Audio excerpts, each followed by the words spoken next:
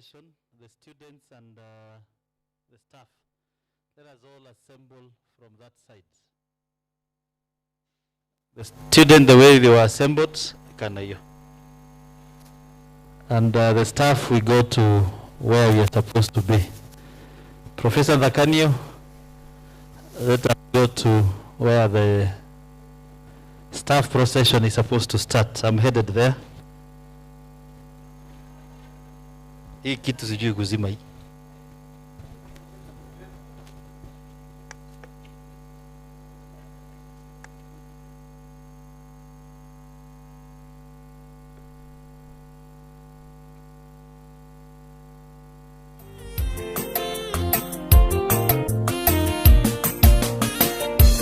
Sisi hapa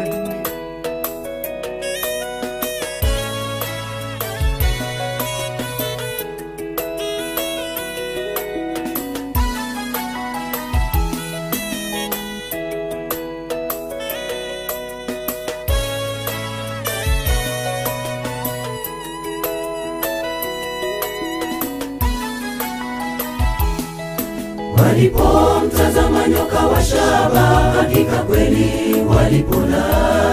Baada ya kunung'unika, Mungu kawatuma nyoka za moto, wakawauma watu, wakamwendea Musa. Tumewanung'unikia wewe na Mungu wetu, sasa twaomba msamaha.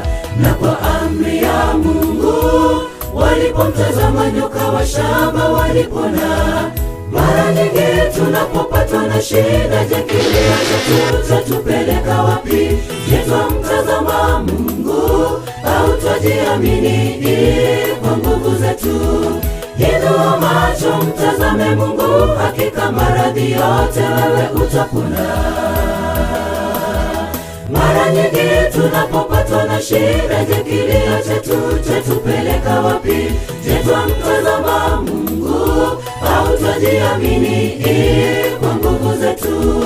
Inua macho, mtazame Mungu, hakika maradhi yote wewe utapona.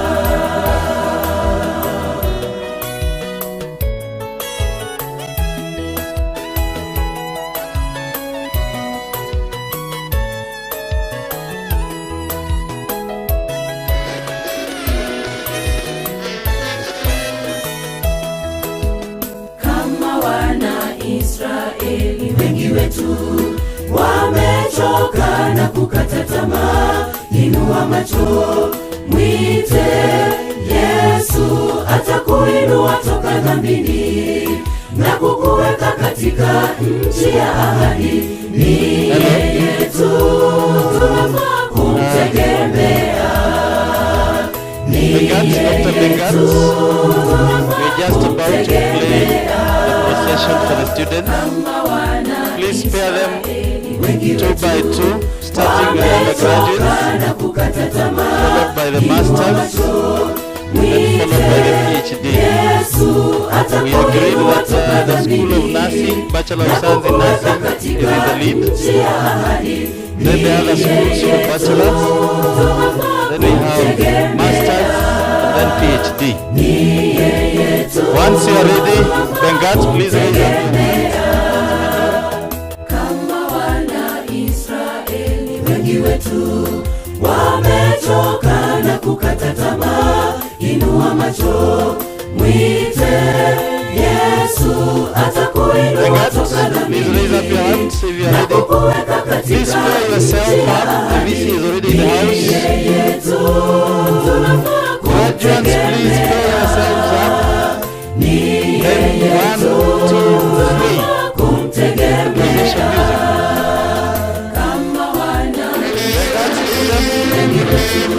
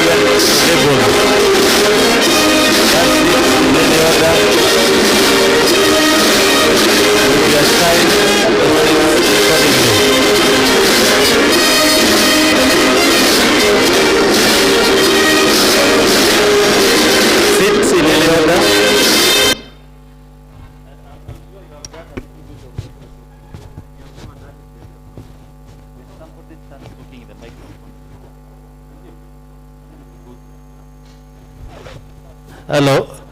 Please sit somewhere. You'll be given the appropriate seat.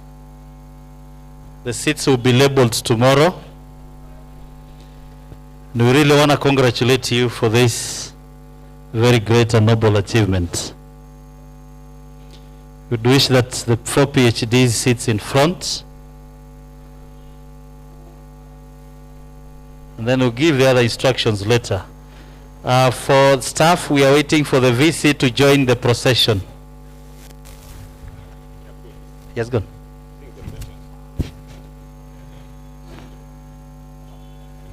We are waiting for the VC to join the academic procession, and then we will have him. We'll have the processions here.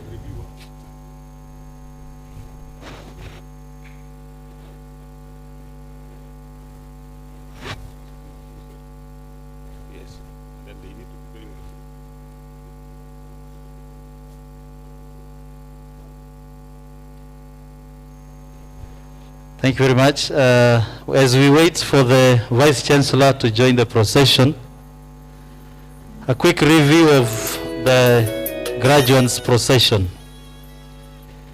Tomorrow morning you are supposed to be here in ABH 04 for your breakfast at exactly 6:30.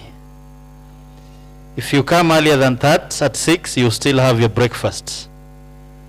At exactly 6:45, breakfast will close for all the graduates.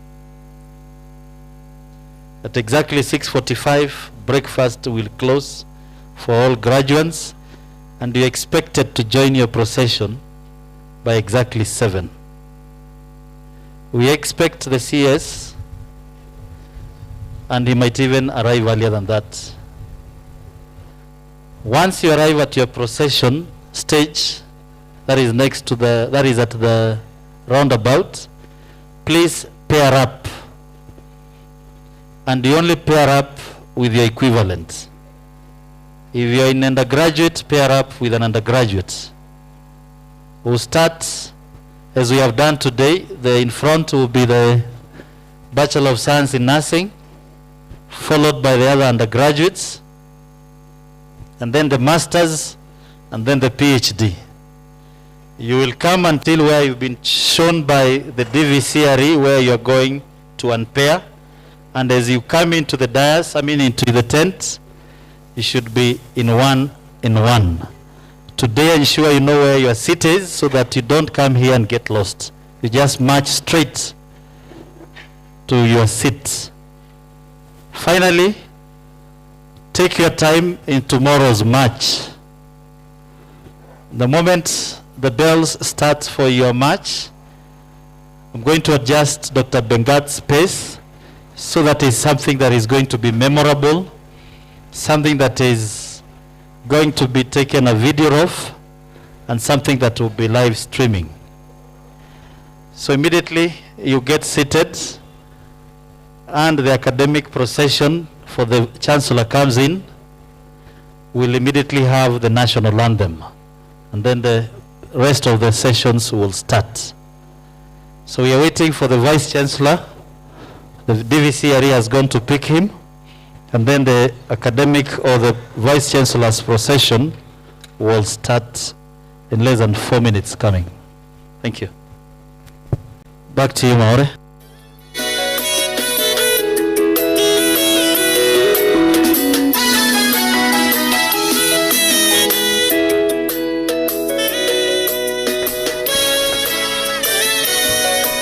Yes.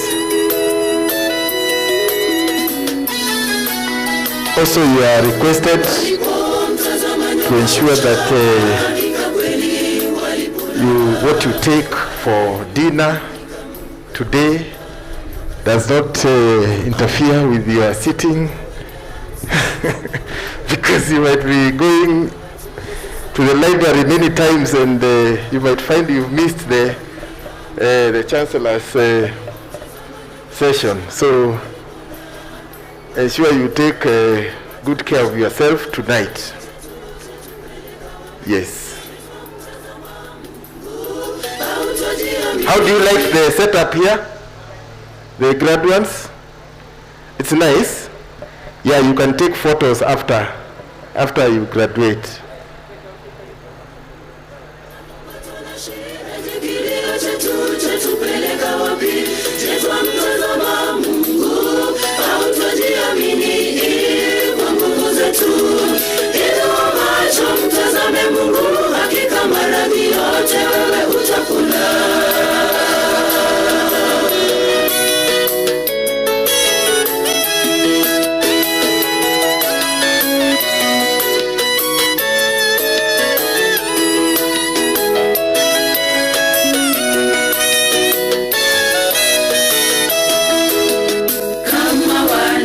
Israeli wengi wetu wamechoka na kukata tamaa. Inua macho mwite Yesu.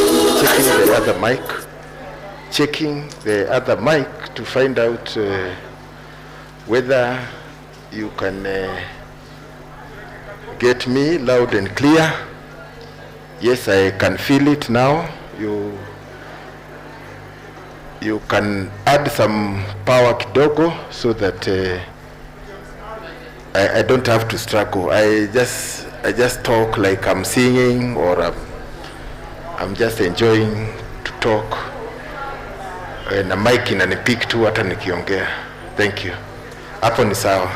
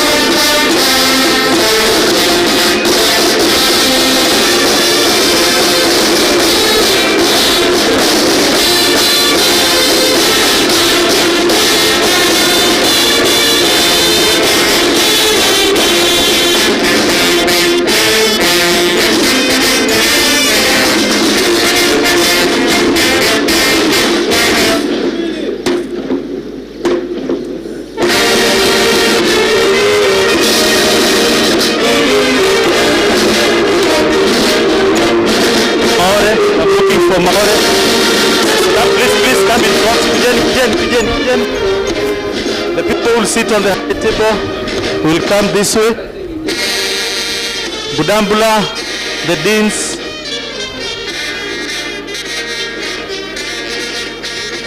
And the student leaders will also be in front. Please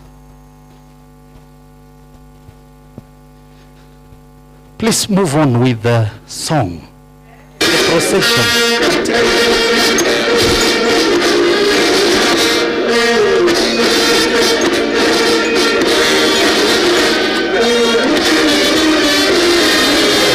See seats there. Please, we remain standing for the national anthem. The national anthem, please.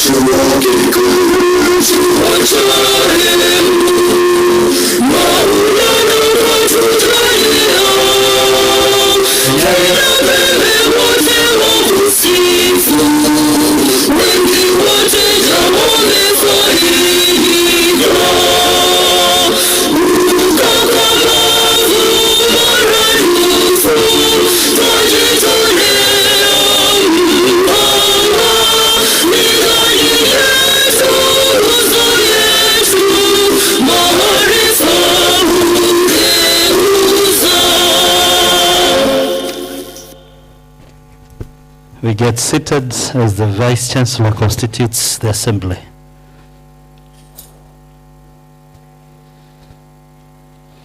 I'm looking for Maore to...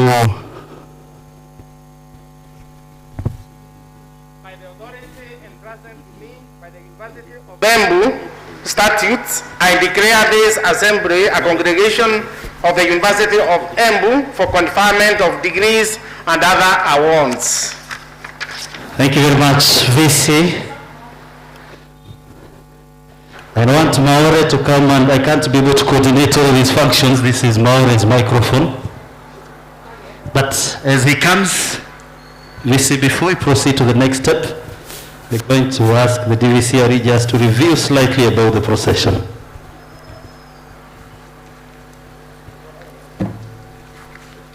The mace bearer, the mace, he's supposed to have walked along here and then stand facing the Chancellor until he's done. Then he puts his whatever down.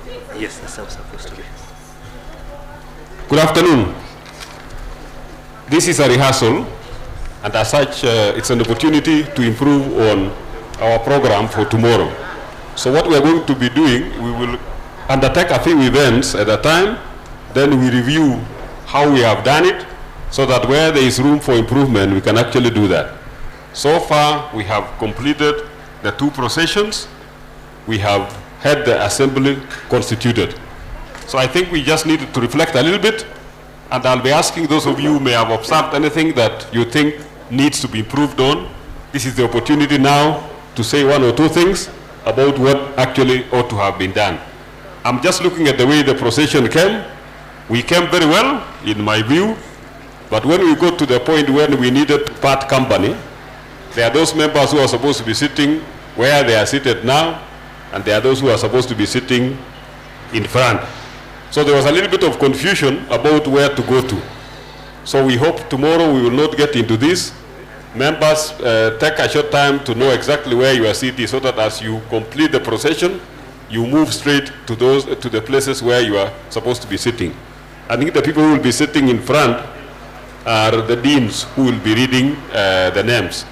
The rest of the members of Senate will actually be occupying the seats where they are now sitting. So that's one thing that we need to work on, so that tomorrow it will be seamless.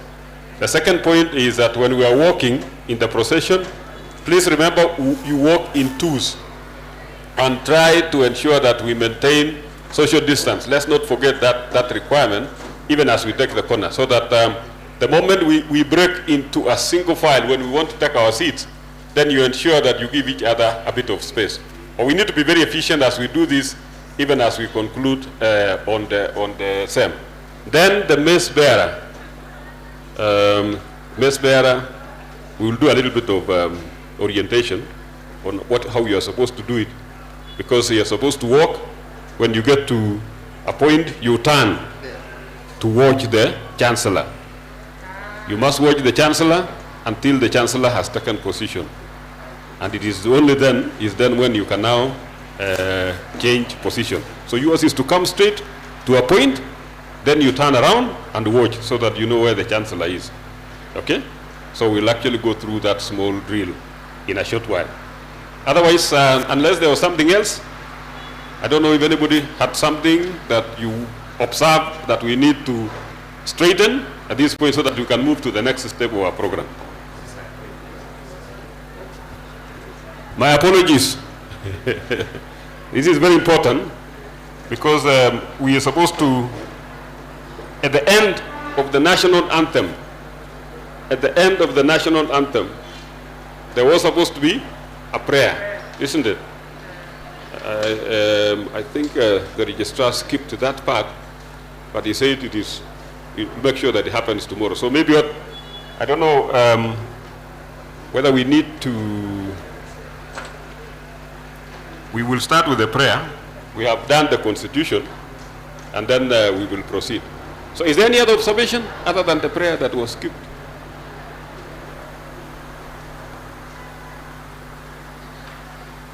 So Maura is here. So Maura is not here. Yes, you can continue the program. So I Agree on what to do.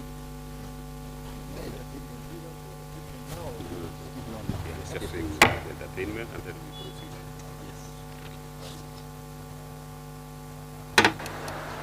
Yes, so there will be entertainment session. The entertainment groups, you are here, but I think we shall for now skip the entertainment as I've been advised, but you remain here because you have to rehearse all your items after this rehearsal. After the entertainment, we have the Chancellor's Award. There is a citation for introduction of the recipient of the 2021 Chancellor's Award.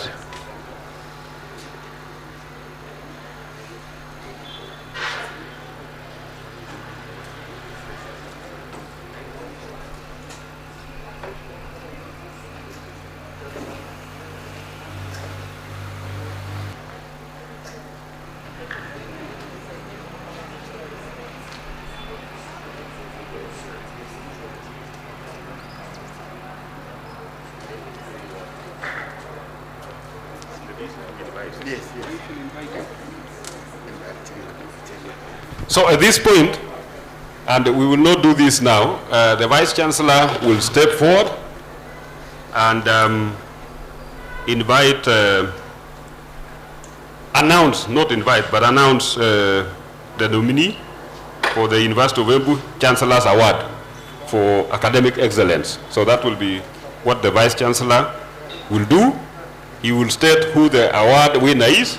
That is going to be a secret until tomorrow when the nominee will be read. And then thereafter, the Vice Chancellor will invite the Chancellor to present the award of excellence. So the Chancellor will present the award, and then once that is done, then we will now move on to the next stage, which are the speeches. So I...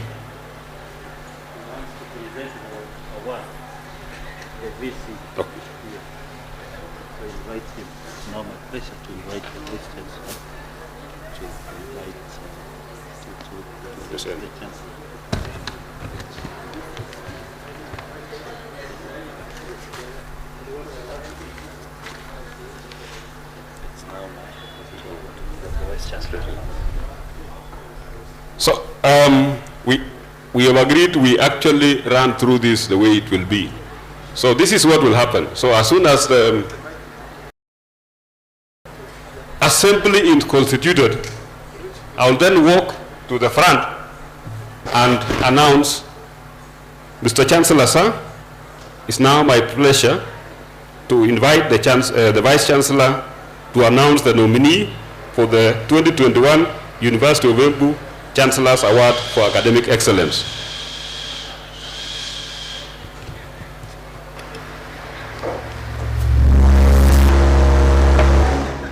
Mr. Chancellor, sir, I have the pleasure to announce the 6th University of Embu Chancellor's Award for the best graduating student. Ladies and gentlemen, the best graduating student in the class of 2021 is XXX. He is a student in the school of XXYYY. He distinguished himself or herself as the best graduating student in the class of 2021 by attaining a first-class honors degree. I also actively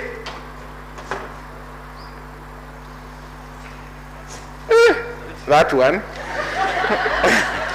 So there's something missing here. Okay. I request XXX to come forward and receive his or her award. And the award comprises of a full scholarship for a master's degree at the University of Embu and a cash reward of Kenya shillings 10,000 from the Chancellor. Mr. Chancellor, sir, I now call upon you to present the 2021 Chancellor's Award for Best Graduating Student. Thank you. The Chancellor is there. Be the student to receive the award. You can give him the bottle to give you the bottle.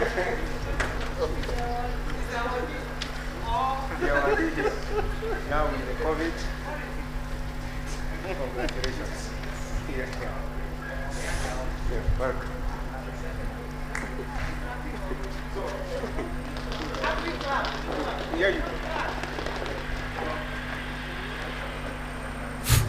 So a few things that we need to get straight. The idea is, because we don't want to lose a lot of time, we will have briefed the awardee.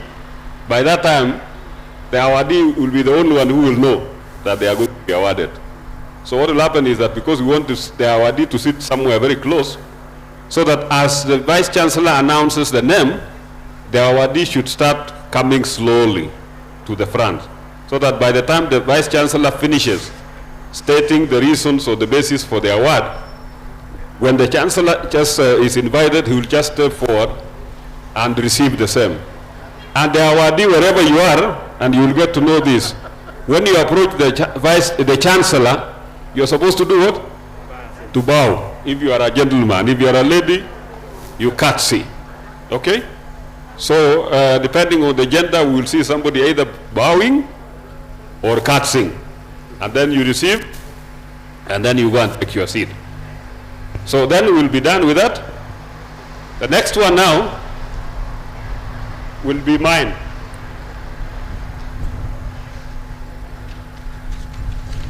And my next role will be to invite the valedictorian as well as the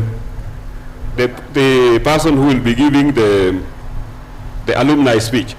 So for the valedictorian, this is how it will go.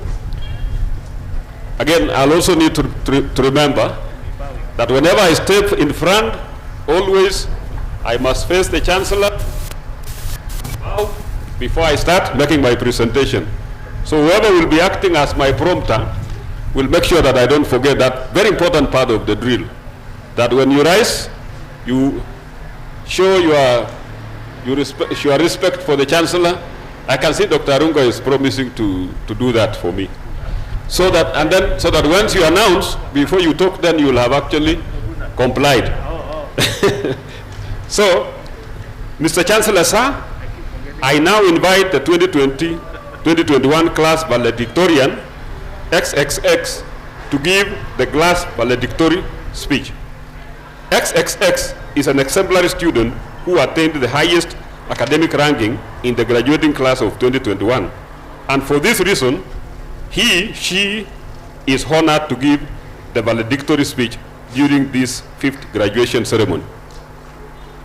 Please remember, the valedictorian will be the same person who will have just finished with the Chancellor. So we'll make sure that he or she doesn't go very far so that we don't lose a lot of time in between. So thereafter, the valedictorian will come forward to give a short speech. After that, I'll now come back again and then now invite the alumni representative. And this is what I will say. Again, I'll have to remember.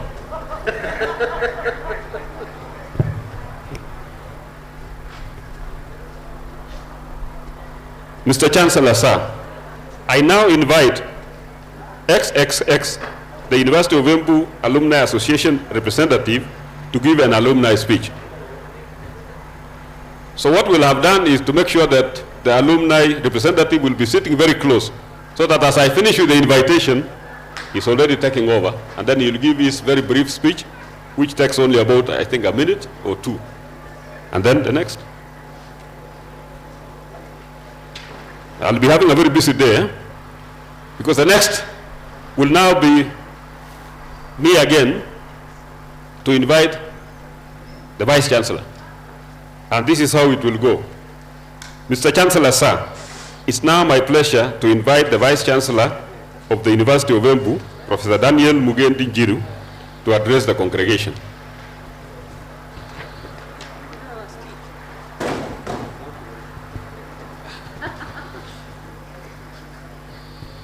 I have no speech. What other speech will be there?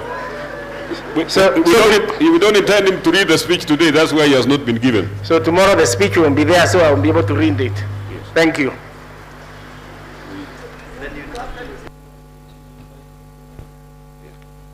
So I think we can just go forward. Huh? Yes.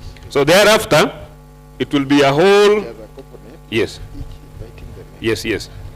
So I think we have this one. So thereafter, ladies and gentlemen, we will go through the speech session. The Vice Chancellor will will give his speech, and then thereafter, he will invite the chair of council, who in turn will invite the CAS, if she will be in, who in turn will invite the CS, and then thereafter, the Chancellor will be invited, and will be done with a speech session.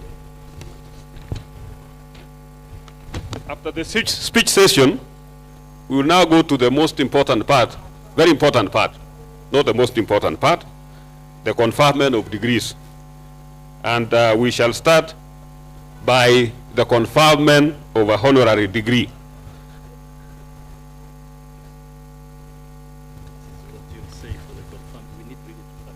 Yes.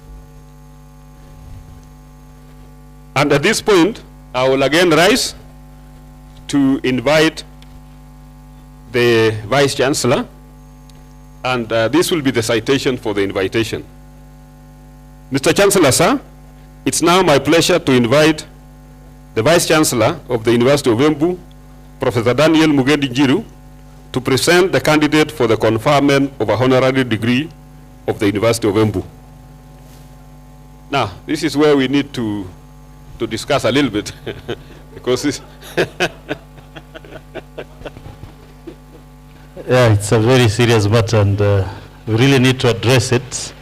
And maybe we'll ask Siriaka to be the person to be honored.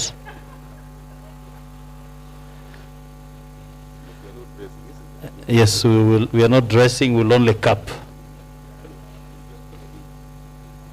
We will put the hood and then we cap, right? No. yes. Okay, so I sit now, you can. So traditionally, you would come and then you are robed completely.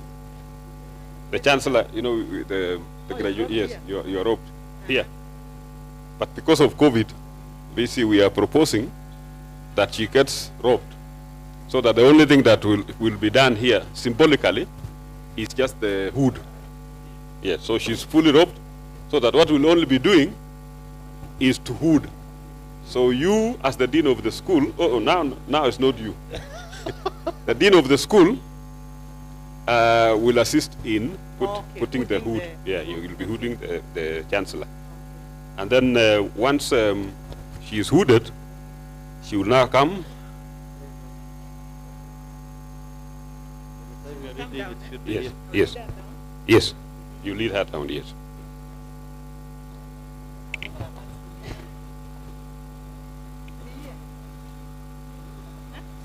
Yes, yes. Am I the chancellor? Yeah. The chancellor, you are seated down, I'm looking for the chancellor. But he needs a citation. Yes, take a seat. Take a seat. Yeah, I almost. And then, as you are reading, Sanitize first. as you are reading, you will see we. Where do you come? Okay. So I admit you to the degree of Doctor of Human Letters, honoris causa, and by my authority and that of the entire university, give power to read, to do all that pertains to this degree. Then you relate.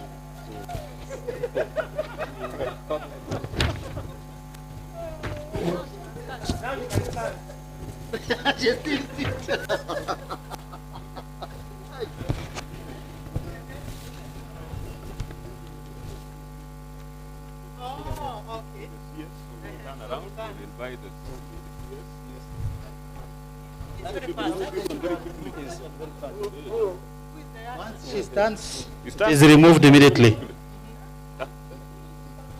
Yes. So after that is done, we will invite the distinguished guests, that is now the Chancellor, the Cabinet Secretary, the CS, the PS if is around, and the Vice Chancellor, to pose for a photo with the honorary degree awardee. Yes, Ganata? Sorry? We will repeat, but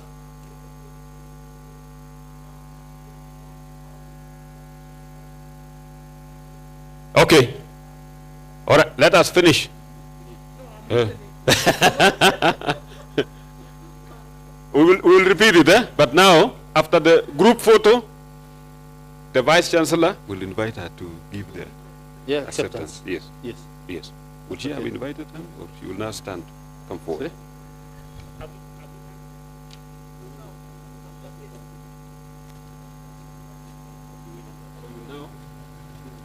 The Vice Chancellor now will step forward and invite you. You take the photo. She should not be sitting very far. You just move back. Make sure you're not going very far. Okay. Then the Chancellor, the Vice Chancellor will come forward. There's a. I'll give that. Yes. So there will be a citation for you to invite. Mr. Chancellor, sir, I now call upon the nominee. Yes. I think for effect, Yes. you should not just walk from here. There should be some grand entrance. Come up again. For effect, she should not just come. So people turn. They are one with. As she comes. Not everybody who knows her. So that means we can sit her somewhere there. It's not a small thing. Like if we Or even you can set up from there, here, there, and then. And then No. That is closer there. No, not with that. So that that entrance. So she walks this way. Elegance. Yes. Then we'll need to sit. Okay. Once she sits there before. The Chancellor, the VC, and the senior ones. And the people will be there, depending on who is there. Yes, the senior one. Vice Chancellor and above. Yes. What we will do, then, to accommodate your request, we will hold her temporarily somewhere. But when she is here, her seat will now be In front. Yes. And after that, she will have a seat. Marianne, who is taking care of the seats here? Then we can hide them behind here. Yes, we can. In the coaches. Oh, not hide, we can go. Oh yeah. Yes. Then she comes out. Now you are Yes. demanded to be a deep Okay. disadvantage. So we can summarize. No, you want to come.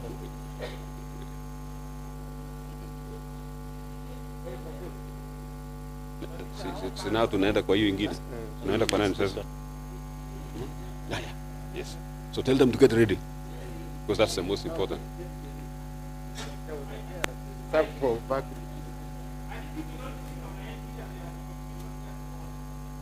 So where will the members, where will the visitors of our honorary degree candidates be Sit. seated? Where? Huh? You see this.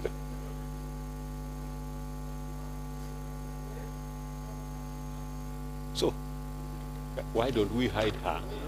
As he announced you. Si anakaa kwa coach. Yes. Yes. Just sit here.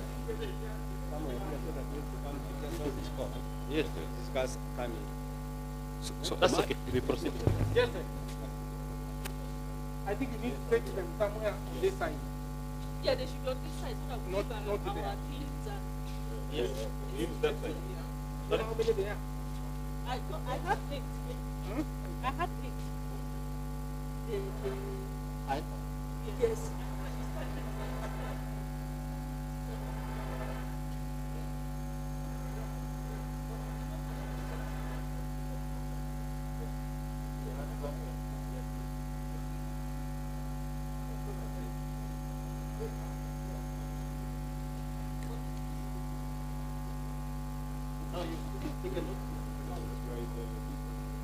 So, VC, with your permission, I think there was a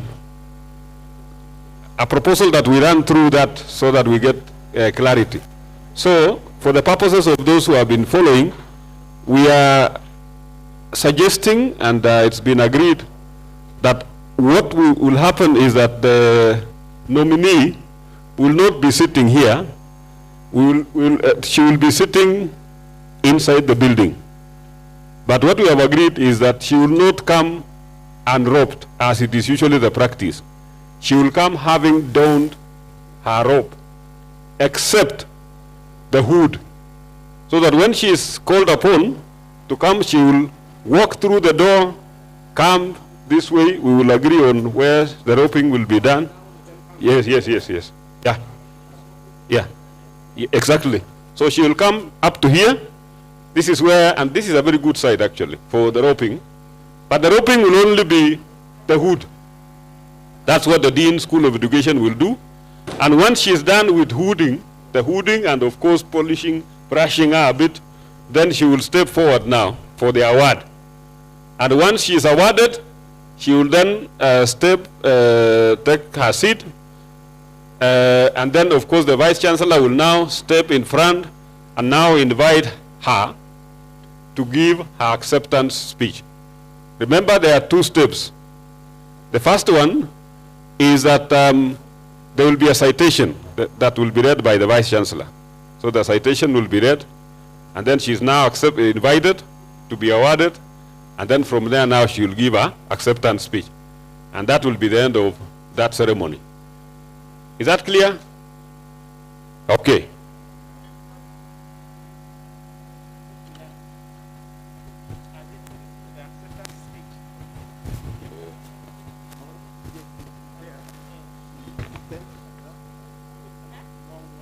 Yes.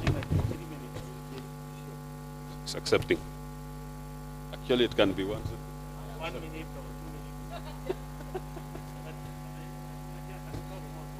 Give an opportunity.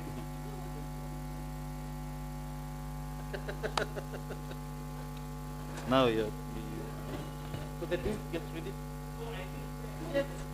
Okay.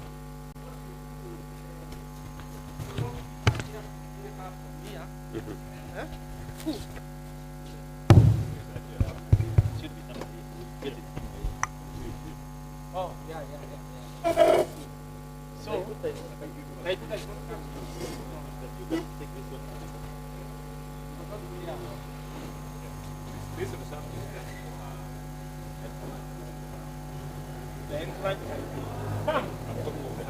Director, join us here.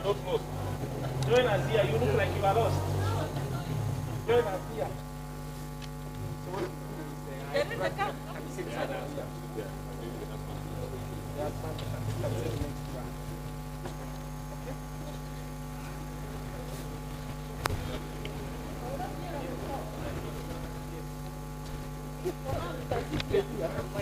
No, sit here.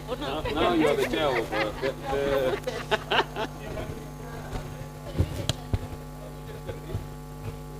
So, we are now ready to go to the next important part of the program, and that is presenting the candidates for conferment and award of various diplomas and certificates.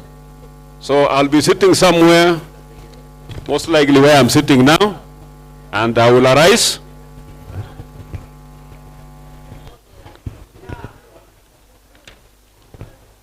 Mr. Chancellor, sir, I now call upon the deans of schools to present their candidates for the conferment of degrees and award of certificates of the University of Embu in the following order: Doctor of Philosophy, Dean, School of Business and Economics, Dean, School of Agriculture, Dean, School of Pure and Applied Sciences, Masters, Dean, School of Business and Economics, Dean, School of Agriculture, Dean, School of Pure and Applied Sciences, Dean, School of Education and Social Sciences.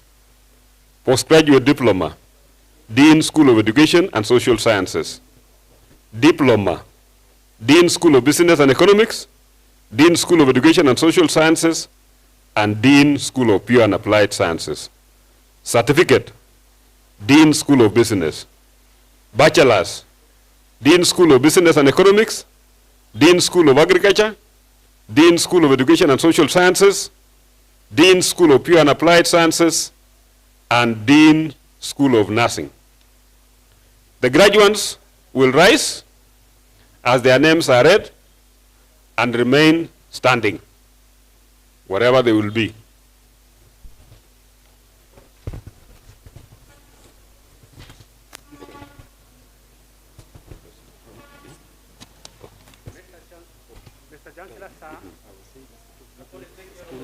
The mic. Oh, good. Thank you. Where is ICT? You should be coming here to check whether the microphone is well. Otherwise,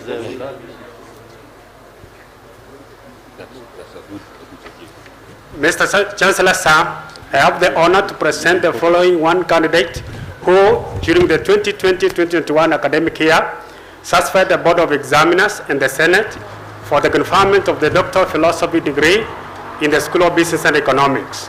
Doctor of Philosophy in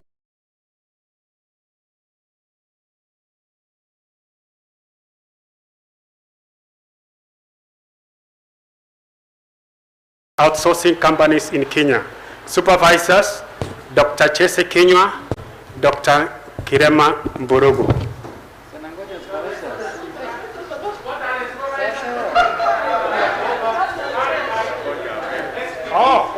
I go back. Yes. We repeat, yeah.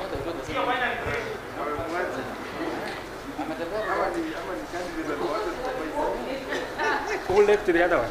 Supervisors from top the candidates. Supervisors, one on the left, one on the right.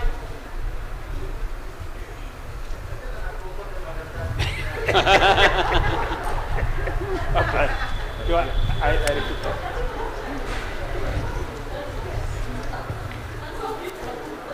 With zero.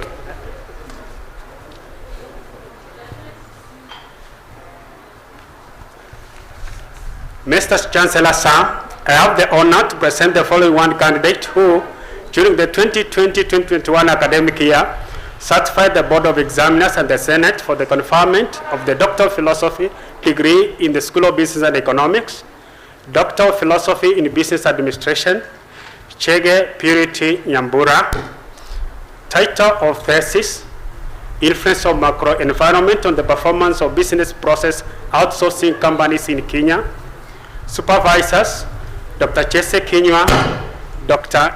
Kirema Mburugu.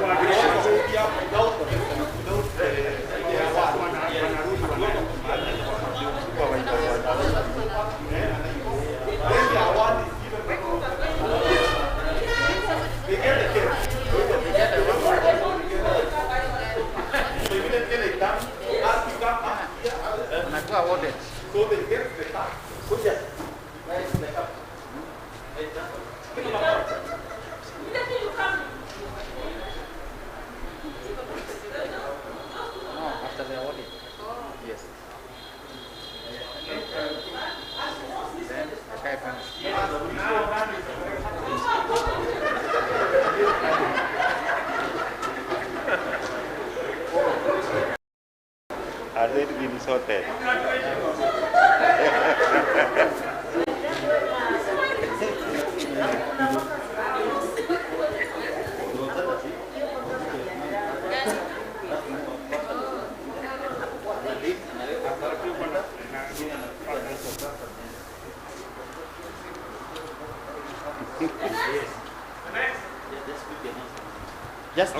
Just a small one.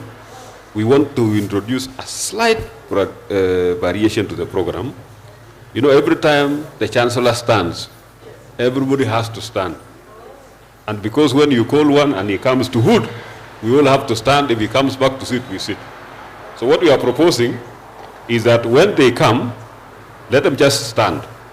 Then when the Chancellor rises, he will just cap one, stand, come, then he finishes the capping as one operation.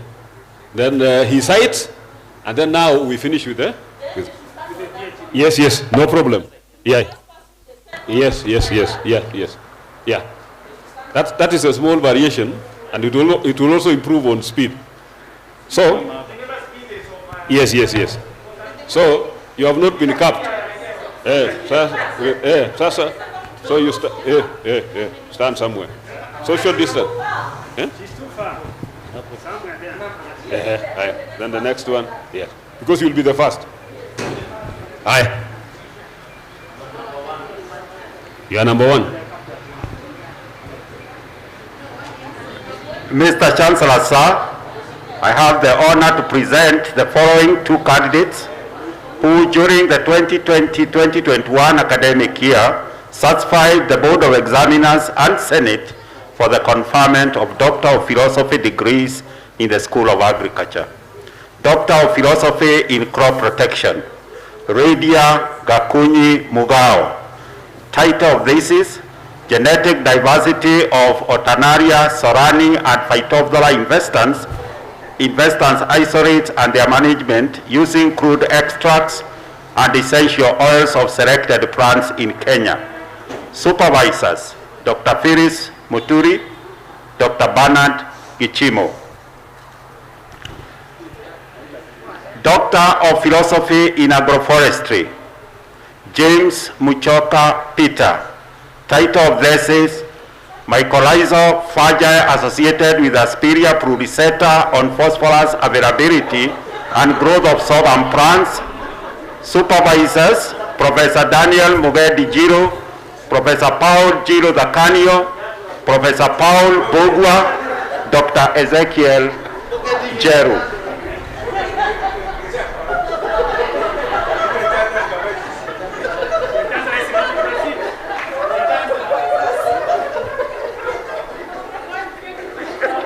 Mr. Chancellor, sir, I have the honor to present the following one candidate who, during the 2020-2021 academic year, satisfying the Board of Examiners and Senate for the conferment of Doctor of Philosophy degree in the School of Pure and Applied Sciences.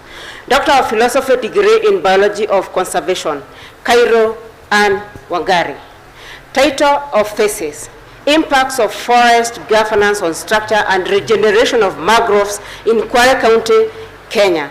Supervisors, Professor Kiplagat Kotut, Dr. Robert Beche, and Dr. James Cairo.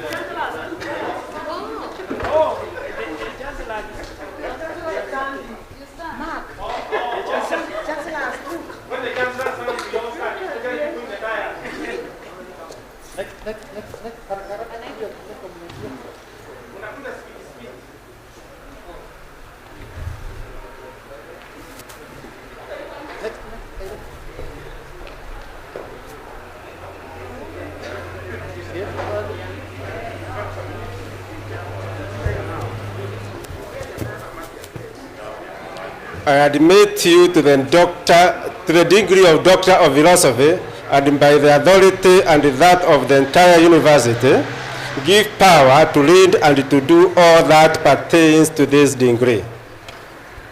Now we have a photo session with our graduates, the PhD graduates. Please, and our guest, Cabinet Secretary, Dr. Mark Otieno. Please come in front, kuja hapa to the first line.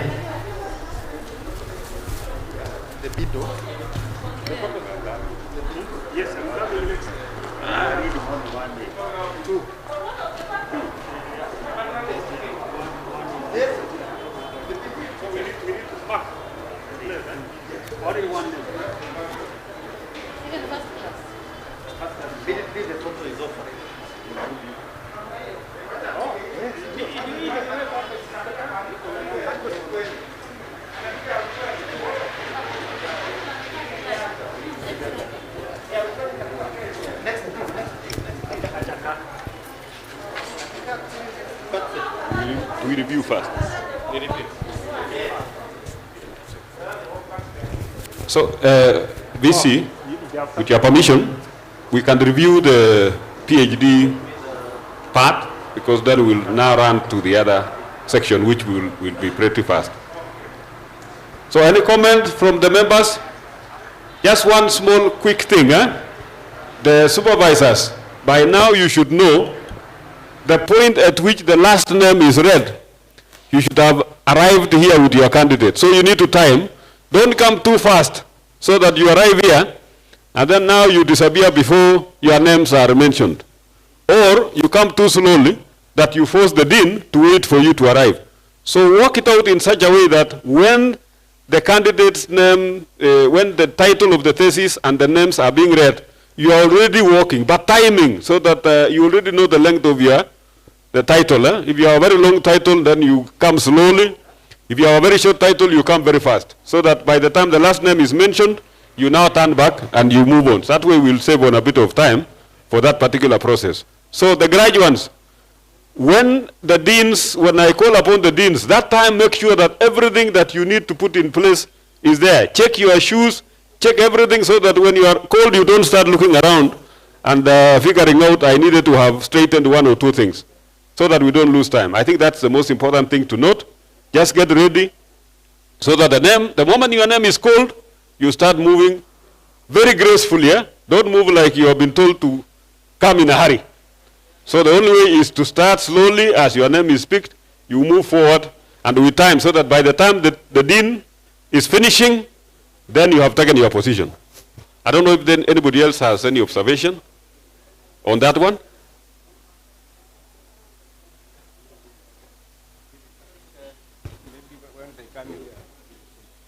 You see, talk on that one. I'm not giving you because of the protocols. Maybe as more observation, when the country be coming together, there are some who are a little bit also slow to kneel, so that the procession moves, the process moves smoothly. So that when one wakes up, the other one comes, and so that you can be able now to be given to, the cap can be put on you. That is a small observation.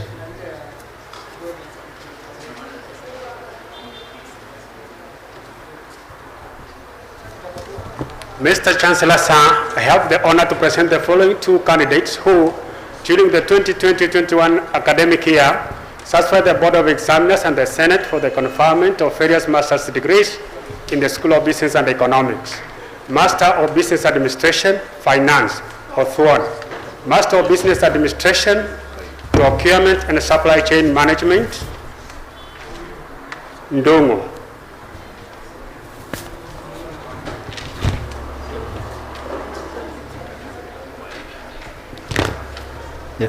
Mr. Chancellor, sir, I have the honor to present the following 10 candidates who, during the 2020-2021 academic year, satisfied the Board of Examiners and Senate for the conferment of various master's degrees in the School of Agriculture.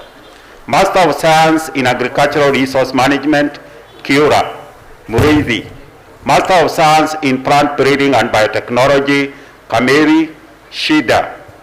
Master of Science in Land and Water Management, Nyabane. Master of Science in Agricultural Economics, Mathiu, Mauti, Deke, Onyango.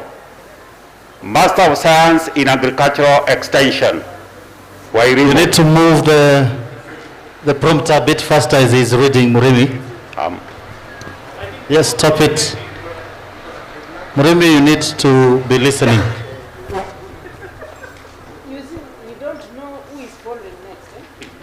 That's why you also need the program with you, so that you know what is happening.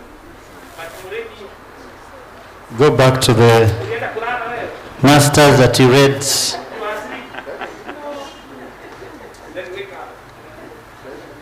Go back a little bit. Go back a little bit so that we practice very well. Take him to the Master of Science in Land and Water Management. There you go. Right, start. Master of Science in Land and Water Management, Nyabane. Master of Science in Agricultural Economics, Mathiu, Mauti, Deke, Onyango. Master of Science in Agricultural Extension, Wairimu.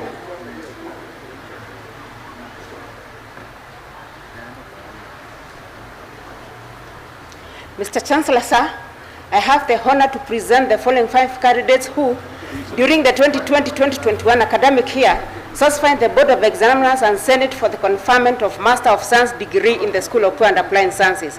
Master of Science in Chemistry, Mokaya. Master of Science in Computer Science, Edwin and Waweru. Master of Science in Statistics, Gogo and Wanyonyi.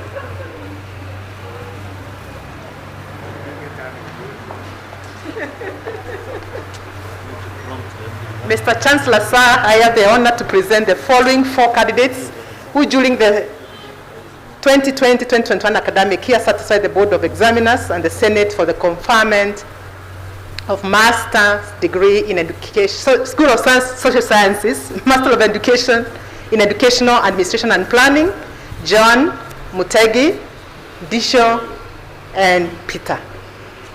Let's repeat. Can we repeat? I'm not confident. Allow me to repeat. Okay. I sit. Huh? You do the retake. Remember what we said, eh? it's supposed to be very seamless. It looks like you must know which dean goes ahead of you, so that as the dean moves, I expect that when Dr. Ocharo is doing about the last name, the other dean should be coming in, so that there is a very smooth transition in terms of timing. Yes. You are going to repeat it. We want to see a very seamless flow. Just take a seat. Just take a seat. So remember, organize yourselves, because you know it's Dr. Ocharo followed by who? Dirangu followed by? Yes, it will always be like that. The order doesn't change. Yeah, the order doesn't change. So, Dirangu. yeah. Pavera. Oh, yes. No, it starts with Ocharo. Yes. Dirango. Yes. Pavera. And then says. Please carry your program tomorrow. We don't have. It is in your email. We've gone digital. It was sent to you. So We have a file. No, say I. Okay. So we're going to start with Dr. Ocharo. And then Muremi, please listen. Muremi, listen to when the deans are ready. Are we together? Such that there is flow. Yes. Is it possible they sit? Yes. Yeah. Yeah. Yes, one row. One row, Actually. but Oh, in the order. in the order. Yes. So that if I'm here, as I'm coming to sit, he's standing. As he's coming to Yeah. sit, I think you're right. to think about it. I think we'll. Somewhere along the line. It will mix. No problem. What you're saying? Let them be in front. Yes, front. Yes. Yeah, they should be. Panga. This can't be for so many roads. Tomorrow is you are Yes. See who will change. You should have moved like this and put on the other one. Hata hii mnaweza kuwa mkishare by the way. But the DBC may need it. Not Yes. No, therefore. No, they are even four. You just go. So I was saying, oh, they did so I remember they are few. We are here. Hi. Keep sharing this one. So remember, Yeah, keep sharing. Melon, there is this one that you keep sharing. kustage diploma ni moja. Sasa ni wewe. This one that you keep The sharing. only one. No issue with being there, as long as we have something which Hiyo we bring as utaprint. booklet. Si ni booklet. Kama ni booklet, kama ni booklet. You see, I'm coming through. Okay, sorry, we don't have a lot of time. Can we then start again? And action. The action should be there.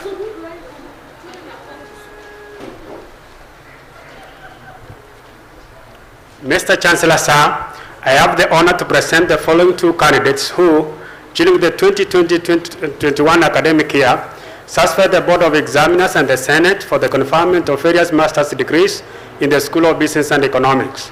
Master of Business Administration Finance, Othwan. Master of Business Administration Procurement and Supply Chain Management, Ndongo.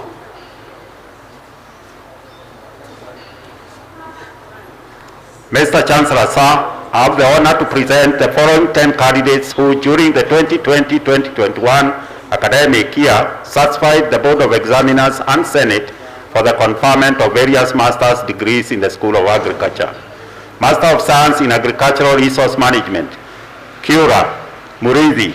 Master of Science in Plant Breeding and Biotechnology, Kamiri, Shida. Master of Science in Land and Water Management, Nyabane. Master of Science in Agricultural Economics, Matthew, Mauti, Deke, Onyango. Master of Science in Agricultural Extension, Wairimo.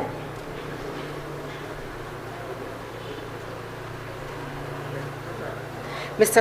Chancellor, sir, I have the honor to present the following 5 candidates who, during the 2020-2021 academic year, satisfied the Board of Examiners and Senate for the conferment of Master of Science degrees in the School of Pure and Applied Sciences. Master of Science in Chemistry, Mokaya. Master of Science in Computer Science, Edwin Waweru. Master of Science in Statistics, Gogo Wanyonyi.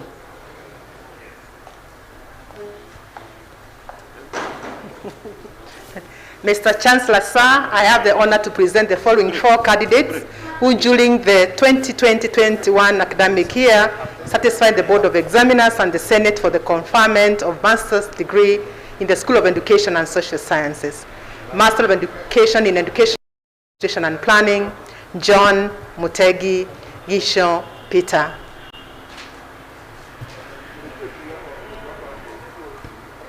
Then it continues. Huh?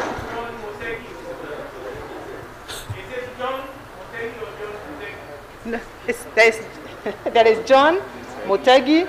Ah, okay. Okay. Are you taking that one? Yes. Let me take that again. Okay.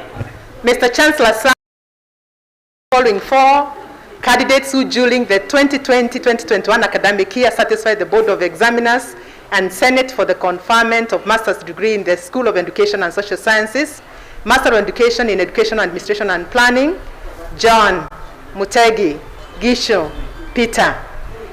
Thank you. I think I was anxious.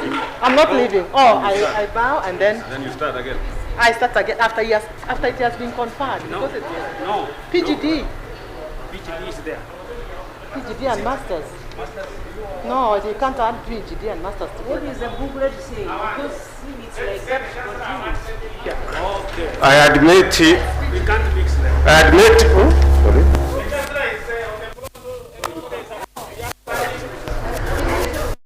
You to the respective master's degree for which you have been educated, trained, examined, and qualified, and my authority and that of the entire university, give power to read, to do all that pertains to these degrees. Congratulations.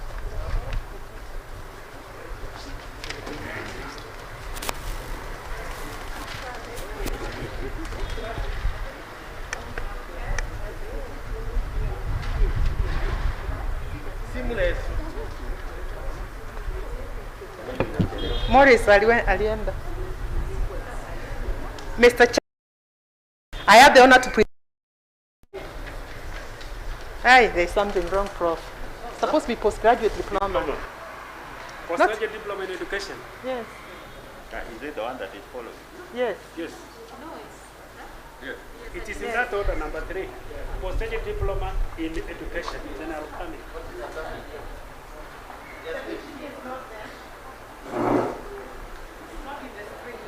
It's not there. Okay. The name.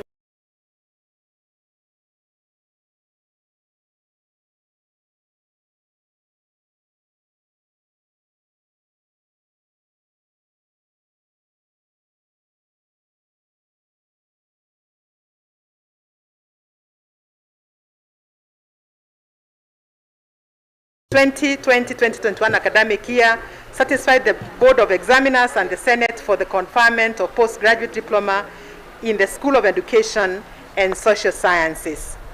Cherotich, Lagat, Kingora, Makori, Munyao, Oduoli, Viola.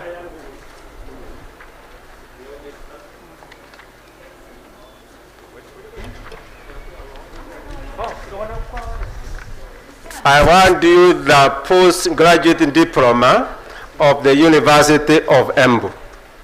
Congratulations.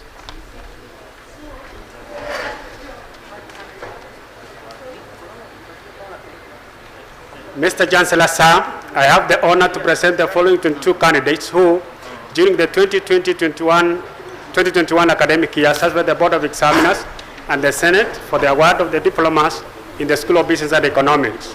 Diploma in Purchasing and Supplies Management, Distinction, Kachofi, Marita, Credit, Mumo, Mutua, Ouma, Wainaina. Diploma in Business Management with IT, Credit 1, Gachengo, Jacqueline, Karanja, Kinywa, Mule, Murive, Mutuku, Ngare, Samuel.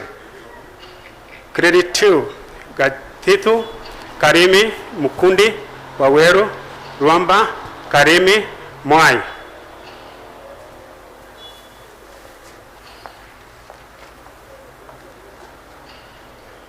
Mr. Chancellor, sir, I have the honor to present the following 118 candidates who during The 2020-21 academic year satisfied the Board of Examiners and Senate for the award of diplomas in the School of Education and Social Sciences.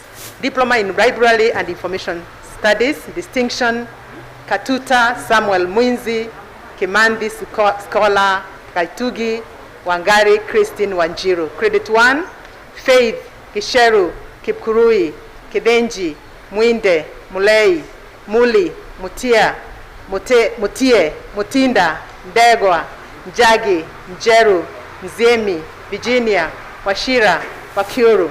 Credit 2, Kawera, Moranga, Mugambi, Mutemi, Mutuko, Mututo, Wagura. Diploma in Hospitality and Tourism Management, distinction, Gadigo, Karemi, Kelvin, Chalo, Linge, Maivia, Muiruri, Omondi, Semba, Viongo. Credit 1, Caroline, Gitonga, Kendi, Harid, Kingore, Chalo, Macharia, Maina, Bogo, Buvi, Mushiri, Muli, Musiemi, Mwangi, Mwinza, Njeia, Joe Agnes, Joe Dennis, Patrick, Wilgista. Credit 2, Kagudai, Karemi, Karioki, Kagenyi, Peter. Diploma in Criminology and Security Studies, distinction, Christine Mireti, Daru. Credit 1, Abdallah, Fred, Gidenji, Karioki, Katukei, Kinywa, Kipkoril, Karemi, Cutie, Maina, Marekia, Moipei, Muchai, Mweni, Mwea, Murike, Mudhike, Mudhungi, Mwangi, Yvonne, Mwangi Lucy, Duta, Nganga, Jogona, Tuita, Wairimo, Waivera, Weather.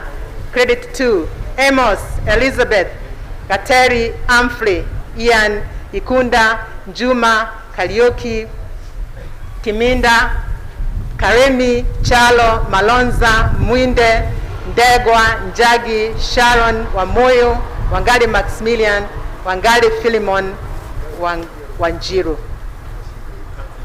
That's it.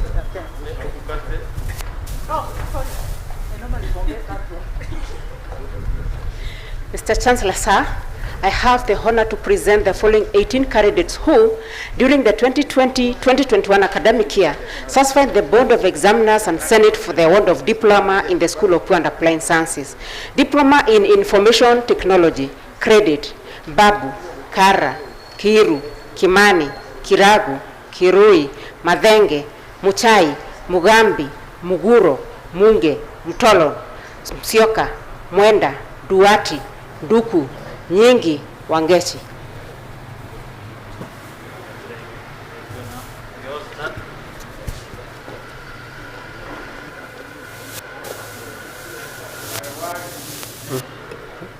I award you the diploma of the University of Embu.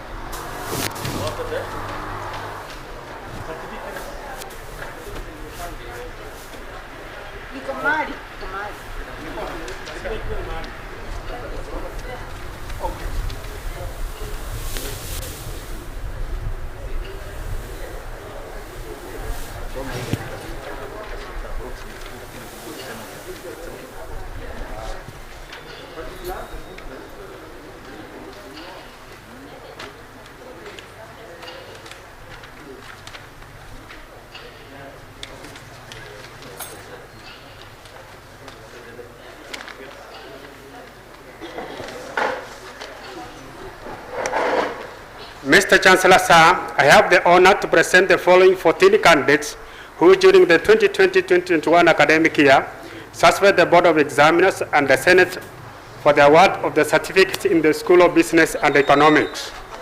Certificate in Purchasing and Supplies Management, credit 1, Boro, Mutisia, Njeru.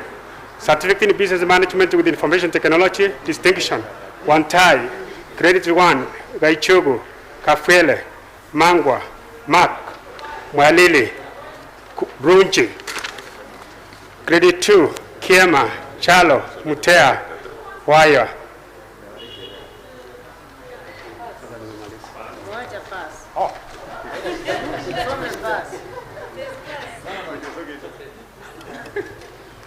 I want you the certificate of the University of Embu.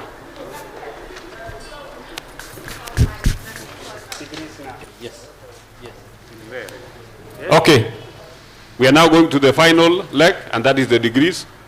I thought at this point, if we have any observation or any remark, we can actually give at this point. So, obviously, there's a technical challenge, and I hope Murimu is fixing that one in terms of the sequencing of the name, so that we don't end up with the situation that we are seeing now. I'm sure he's improving on it so that he gets it right. Because the order doesn't change, eh? It's going to be like that. Any comment before I say something? From those of you who are observing, when you are observing your colleague, you can, is there anything that we can improve on? Yes? How many are you going to read? 3 and am I reading all of them? How many?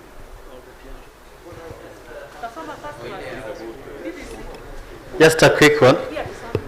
And I want these members who will be in the high table to note, and the deans.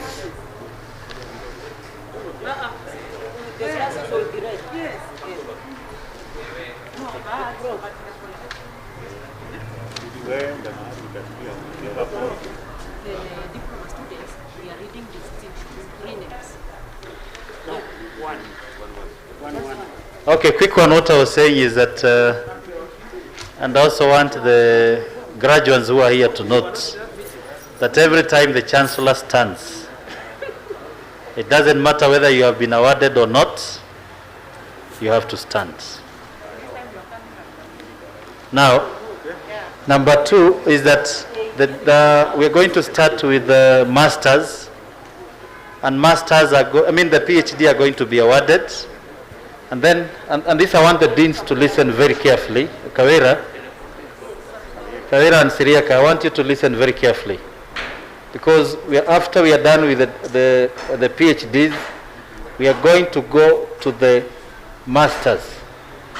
Once you have read the names, we are going to award. Then after that, we are going to go into the postgraduate diploma. After it has been read, the Chancellor is going to award. And then we are going to go to the diplomas. All diplomas are going to be read, and the Chancellor is going to award. And then we'll finalize with the certificate from Ocharo. Those ones will be awarded separately. This is because the award citations are different. From there, we are going to award the degrees. Now, if you look at your citations, the last citation, and I want you to check in your file, the last citation has something. Please check your file. It is if the students remain standing. Kawira, check your citation. It says, kindly get seated. After you have read, after a dean has read all his or her degrees, you are going to allow your students to sit until requested so to stand for conferment of the degree. I want to repeat there because Kawira is not listening. What we are saying, remember, we have an average of about 1,300 undergraduates to be awarded. And we cannot, all of us, allow them to stand until they are awarded. So, you're going to say that once I read your name, when you start, the DVC is going to, I think you're going to make that remark, DVC. That once the name is read, you're supposed to remain standing until told so to. That was what I said. Yes. Oh, thank you very much. It is in my pronouncement. Ah, good. And I'll be qualifying that you remain standing wherever you are, because there will be those who are at home, there will be those who are in different places. But it's a very important ceremony that when you are supposed to be awarded, you must stand. So the dean will tell you to sit wherever you are. Then, when the time comes, there will be now an invitation for all graduates It is you who is going to Yes. come back. There will be an invitation for all graduates to stand for the award. So the after all, the last dean to read, please don't tell your deans, don't tell your students to sit.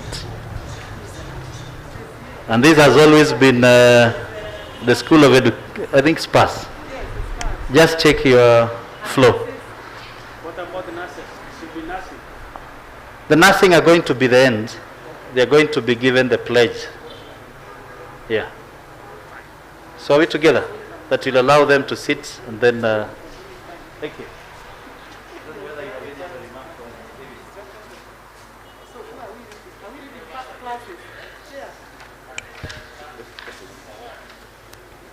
I think we are.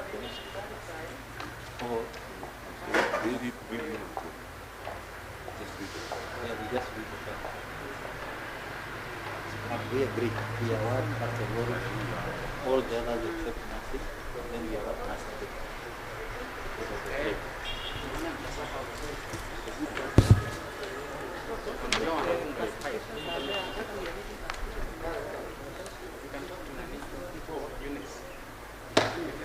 Let's just do the first question.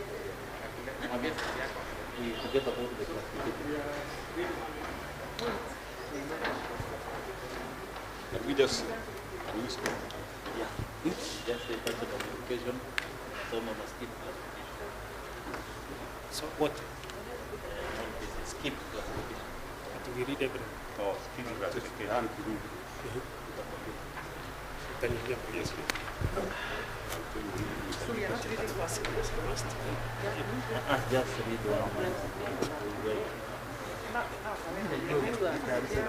You almost recited. Some classification.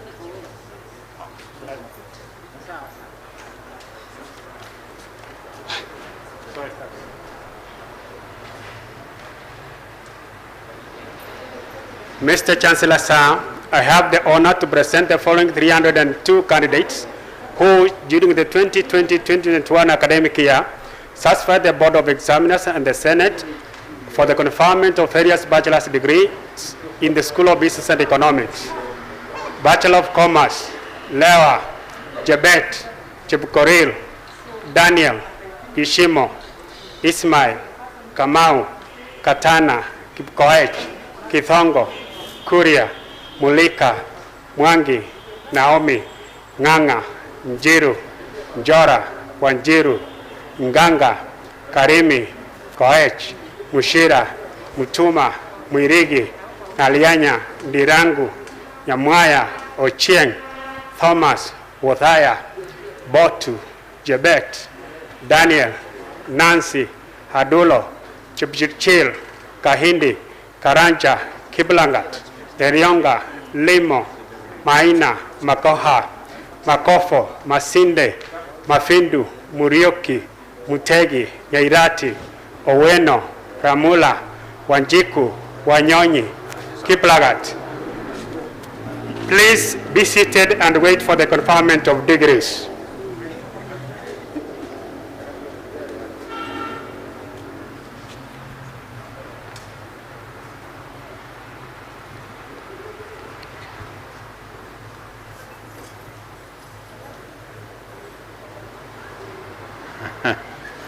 Mr. Chancellor, sir, I have the honor to present the following 166 candidates who during the 2020-2021 academic year satisfied the Board of Examiners and Senate for the conferment of various bachelor's degrees in the School of Agriculture. Bachelor of Science in Agriculture, Agricultural Economics major, Barongo, Ochieng, Akinyi, Matianyi, Muronzi, Wajiro. Bachelor of Science in Agriculture, Animal Science major, Maina, Minimina, Mwangi, Guro, Waboi, Kimari, Mucheru, Dabiri, Warui. Bachelor of Science in Agriculture, Crop Protection major, Kiplagat, Gichui, Mwangi, Knight, Zuki. Bachelor of Science in Agriculture, Crop Science major, Agesa, Kariuki, Mugo, Mukira, Mudoka. Please be seated and wait for the conferment of the degrees. Oh, sorry.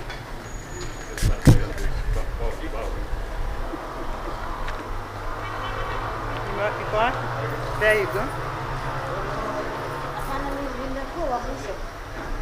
Okay. Mr. Chancellor, sir, I have the honor to present the following 504 candidates who, during the 2020-2021 academic year, satisfied the Board of Examiners and Senate for the conferment of various bachelor's degrees in the School of Education and Social Sciences.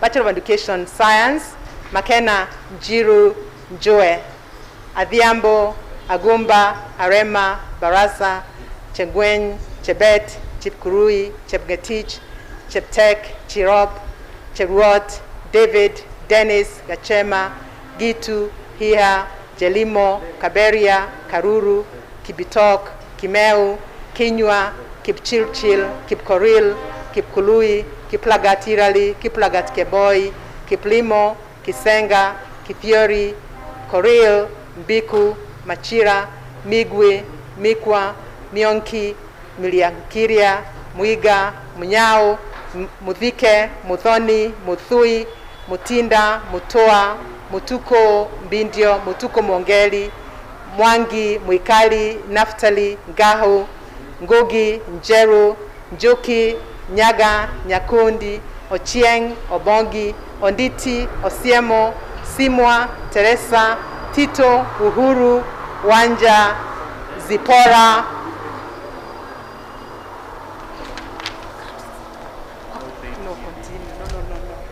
Chepkemoi, Cheruiyot, Chesang, Clinton, Edina, Gadongi, Gichobi, Gishohi, Ikunda, Jennifer, Joash, Kagema, Kamau, Kandie, Karige, Kase, Katunge, Kazungu, Haoya, Hatyecha, Kianira, Kibet, Kimanzi, Kioko, Kipchirchir, Dakan, Kipchirchir, Jonathan, Kipkorir, Isaac, Kipkorir, Rono, Kiplagat, Kipngetich, Kirwa, Kidhiki, Kosgei, Raibuni, Mailu, Maina, Maingi, Makena, Manyoni, Lydia, Manyoni Omweri, Mark, Mugambi Masi, Mugambi Silas, Muinde, Mungai Joyce, Mungai Mwangi, Muridhi, Musau,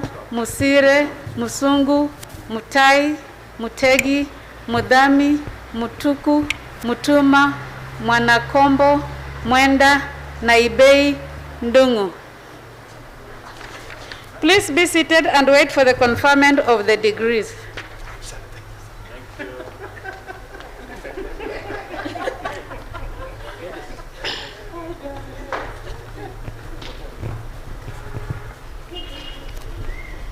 Mr. Chancellor, sir, I have the honor to present the following 375 candidates who, during the 2020-2021 academic year, satisfying the Board of Examiners and Senate for conferment of various bachelor's degrees in the School of Pure and Applied Sciences.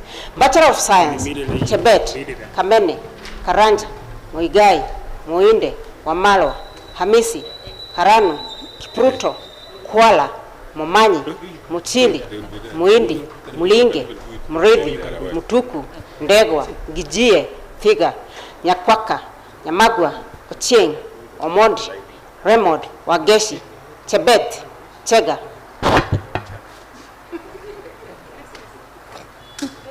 You forgot something.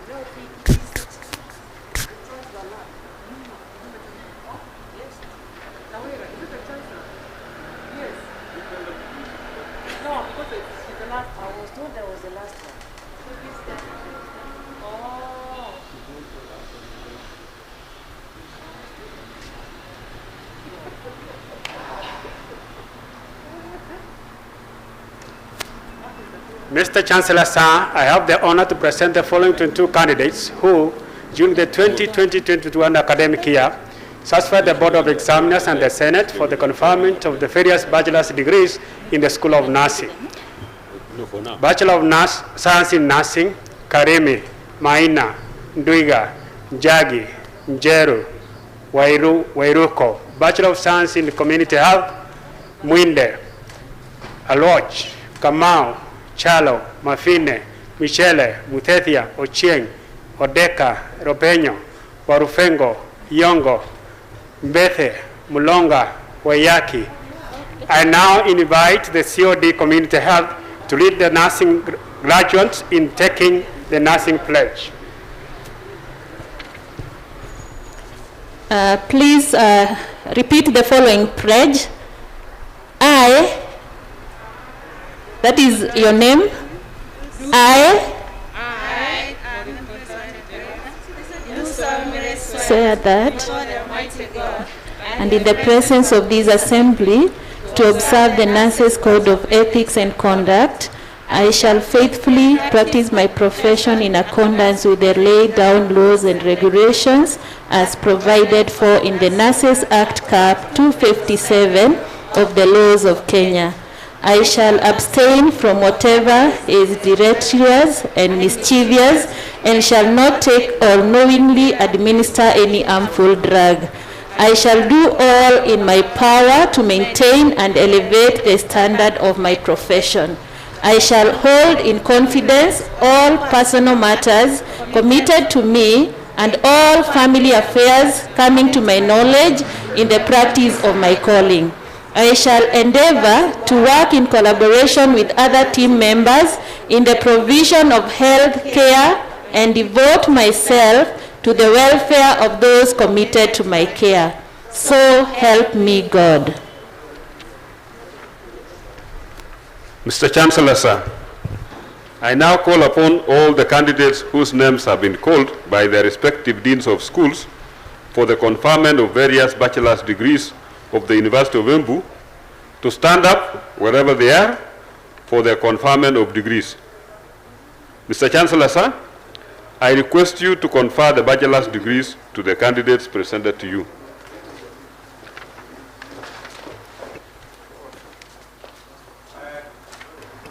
I admit you to the respective bachelor's degrees for which you have been educated, trained, examined, and qualified, and by my authority and that of the entire university, give power to lead and to do all that pertains to these degrees. Hello. Congratulations.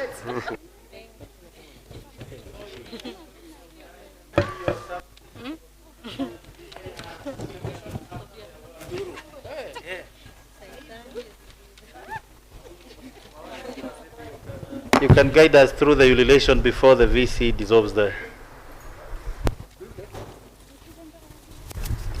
because we all, remember after the bachelors have been awarded, the VC just comes in now and presents the graduates to the parents.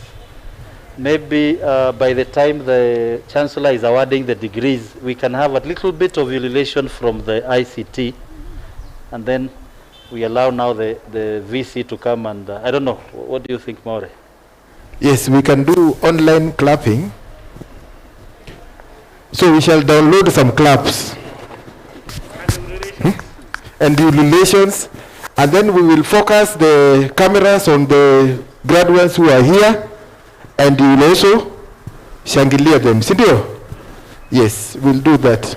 You can even throw your cap above the tent, then, oh, okay, within the tent. Thank you.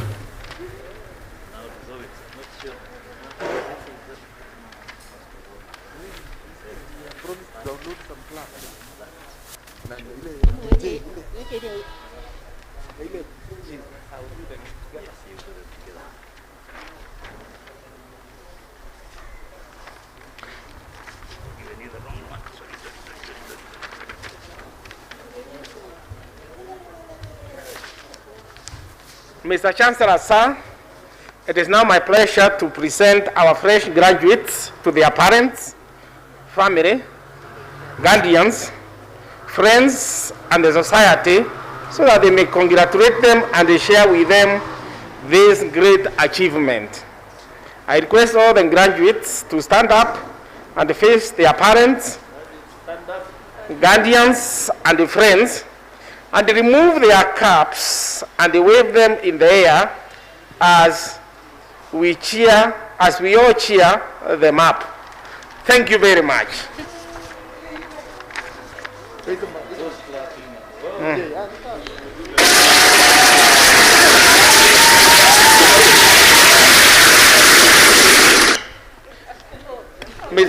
Mr. Chancellor, sir, by the authority entrusted to me by the University of Embu statutes, I declare this congregation dissolved. Now, I have some comments on the degree presentation, but I can see you went very fast. No. Was it by design not to read like first class honors?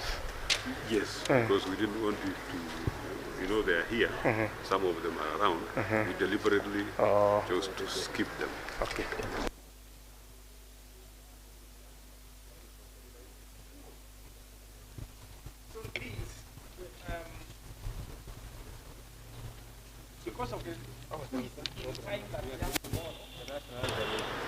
Maybe as the VC is addressing the deans, we'll just wait for us a little bit. We'll come to address you, the graduates. Thank you.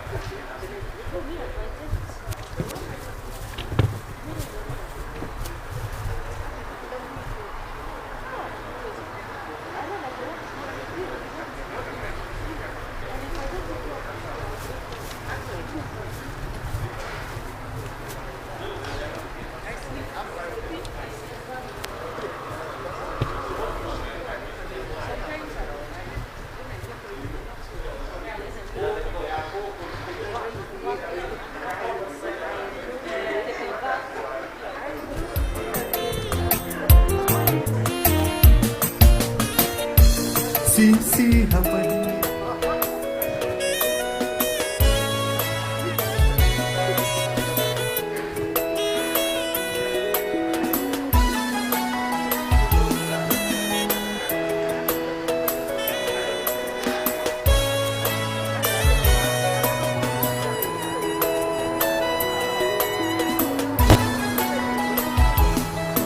Walipomtazama nyoka wa shaba, hakika kweli walipona. Baada ya kunung'unika, Mungu kawatuma. So, I think our graduates, you've seen how it will be tomorrow, and we want to ask you to be up very early. We have adjusted the timing to start a bit early because the CS will be in the house, and he has another engagement at 1 in Nairobi, and therefore by 11 we must have finished the program, so that then we can let him go. Otherwise then he won't go and leave us finishing. So we want to start a bit early. We need you to be here what time? Where will they take their breakfast? Huh? We are prepared breakfast for you, so we want you to come very early. Can somebody tell them where the breakfast is here? The breakfast is here. Here is the breakfast.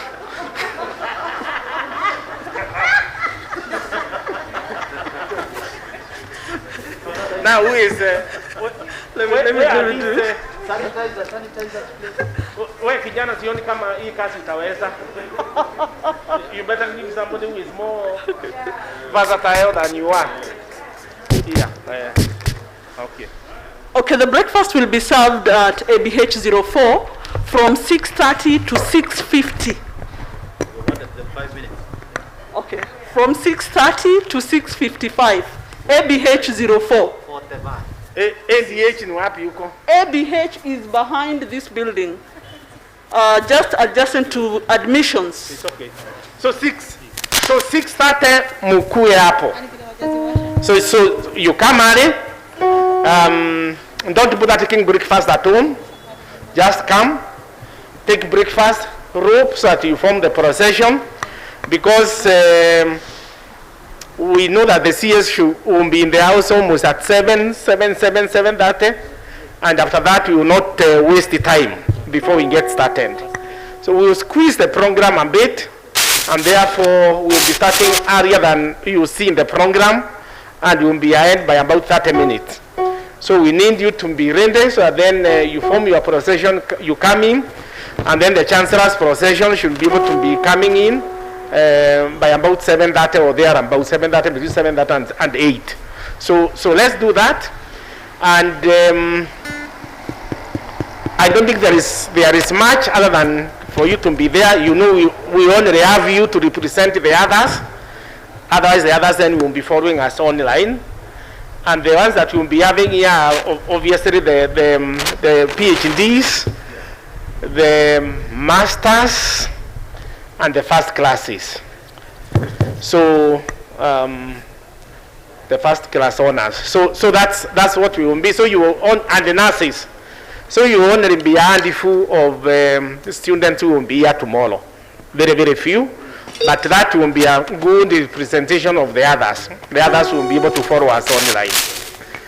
Is there anything else?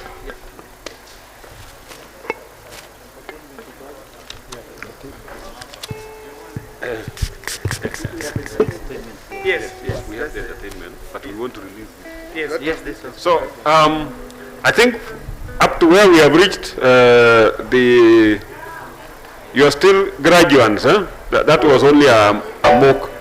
So you remain graduates until you are awarded tomorrow, so that you become graduates. So, as the VC has said, I think the only thing we want to emphasize, remember what I said, please have a partner, come in twos, space nicely, and ensure that you move at a modest speed. So my plea, time, let us manage the time so that we give you enough time to celebrate. I know most of you have serious engagements and serious events that are planned. As we finish, I know that is when the parties begin. So we want to give you as much time to celebrate as we can by actually keeping time. So one thing that I need you to remember is that tomorrow is a celebration. Some of you are looking like you have come here for a few lashes of the cane. You're looking very gloomy. You need to be very happy. So let us see a lot of radiance tomorrow. You have actually earned it. You have worked for this degree for that long. This is the time you should be in your happiest. So let us see happiness radiating tomorrow as you come in. Then the team for the School of Nursing, please remember that when your name is called, as we finish with the name calling, you are supposed to have started lighting your candle and really protect it, so that you are supposed to be reading your pledge when you have a lit candle. Unless the rules have changed, you cannot be taking the oath if you don't have a lit candle.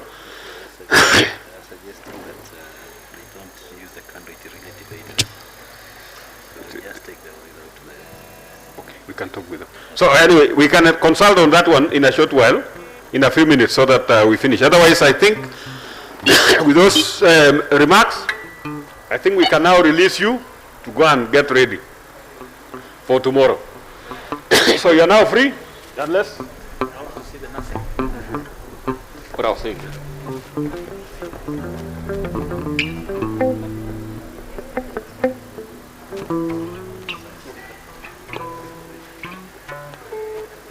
Okay, so we are going to have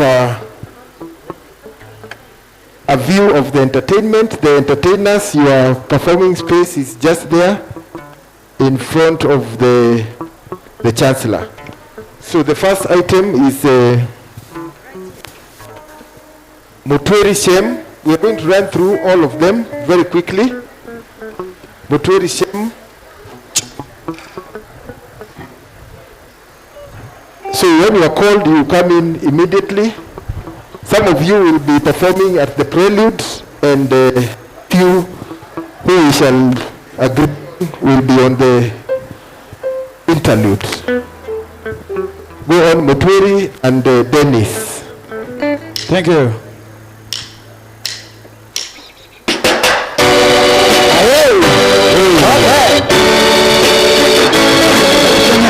Ladies and gentlemen, ring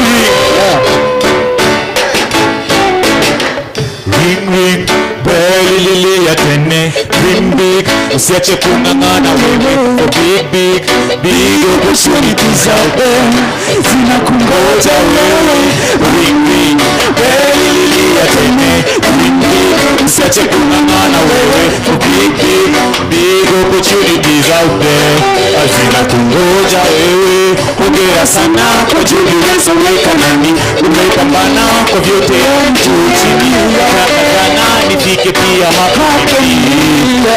I wanna be like you. Hongera sana kwa juhudi ulizoweka nani, umepambana kwa vyote yani juu chini, nakatana nifike pia hapo nilipo. 'Cause I wanna be like you. Usiache kung'ang'ana wewe, for big opportunities out there, zinakungoja wewe. Ring ring, belly lily ya tene, dream big. Usiache kung'ang'ana wewe, for big opportunities out there, zinakungoja wewe. Umecheki nyote vile knowledge ina transform. Thank you professor, wanafaa hadi kutoa form. Siku ni yenu, the day you've always wished. Usitaka picha na kumbuka where you've come from. Ukiweka Mungu mbele vingine anamalizia, na pia ukikosa kazi pengine anakuwazia. Usikuwe na wasiwasi, kwingine ukakimbilia, pengine hujatimiziwa, pengine anakupigia. Sanaga lami ukisaka hizo maweva, usibaguwa doka unaweza hatana na hewa. Unaifu kwa kaptiani vile tuinaga mariti, utoe wenye tule kujolo fanya kimiste kwewe. Usiache kung'ang'ana wewe, big opportunities out there, zinakungoja wewe. Usiache kung'ang'ana wewe,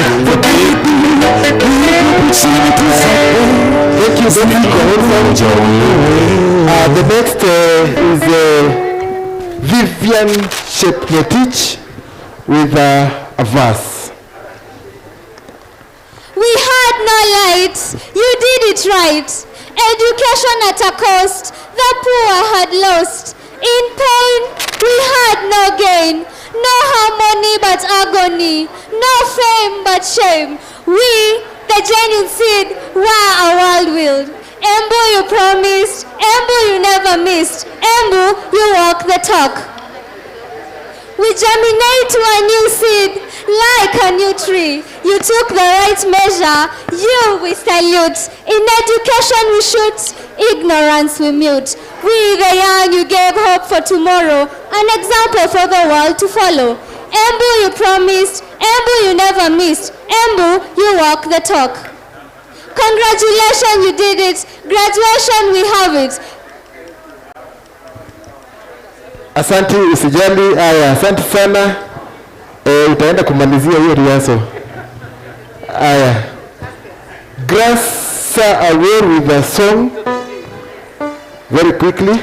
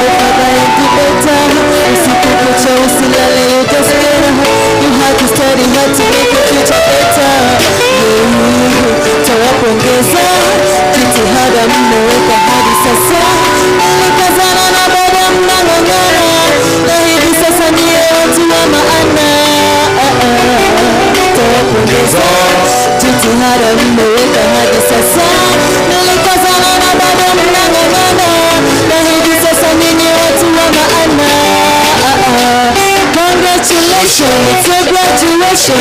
You worked so hard, you done yourself proud.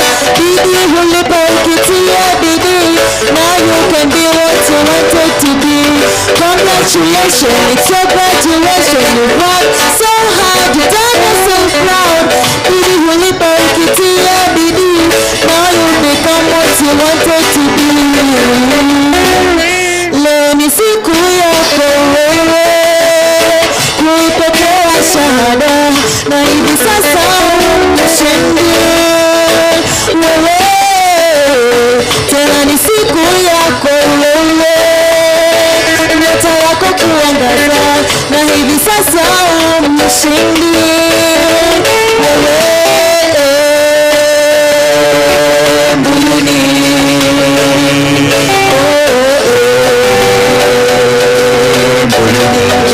shule bora siku zote. Mbuyuni kwa umoja tumeshinda. Namba moja Kenya mzima. Mbuyuni shule bora siku zote.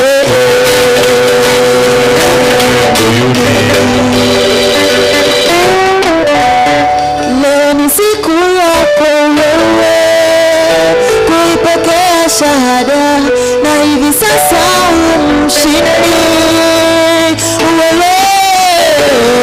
Tena ni siku yako wewe, nyota yako kuangaza, na hivi sasa mshindi wewe.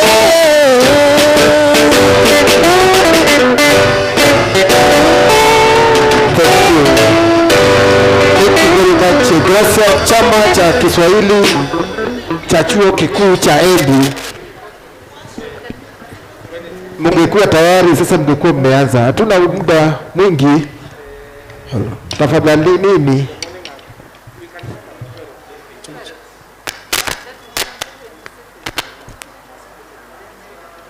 Chama cha Kiswahili cha chuo kikuu cha Embu.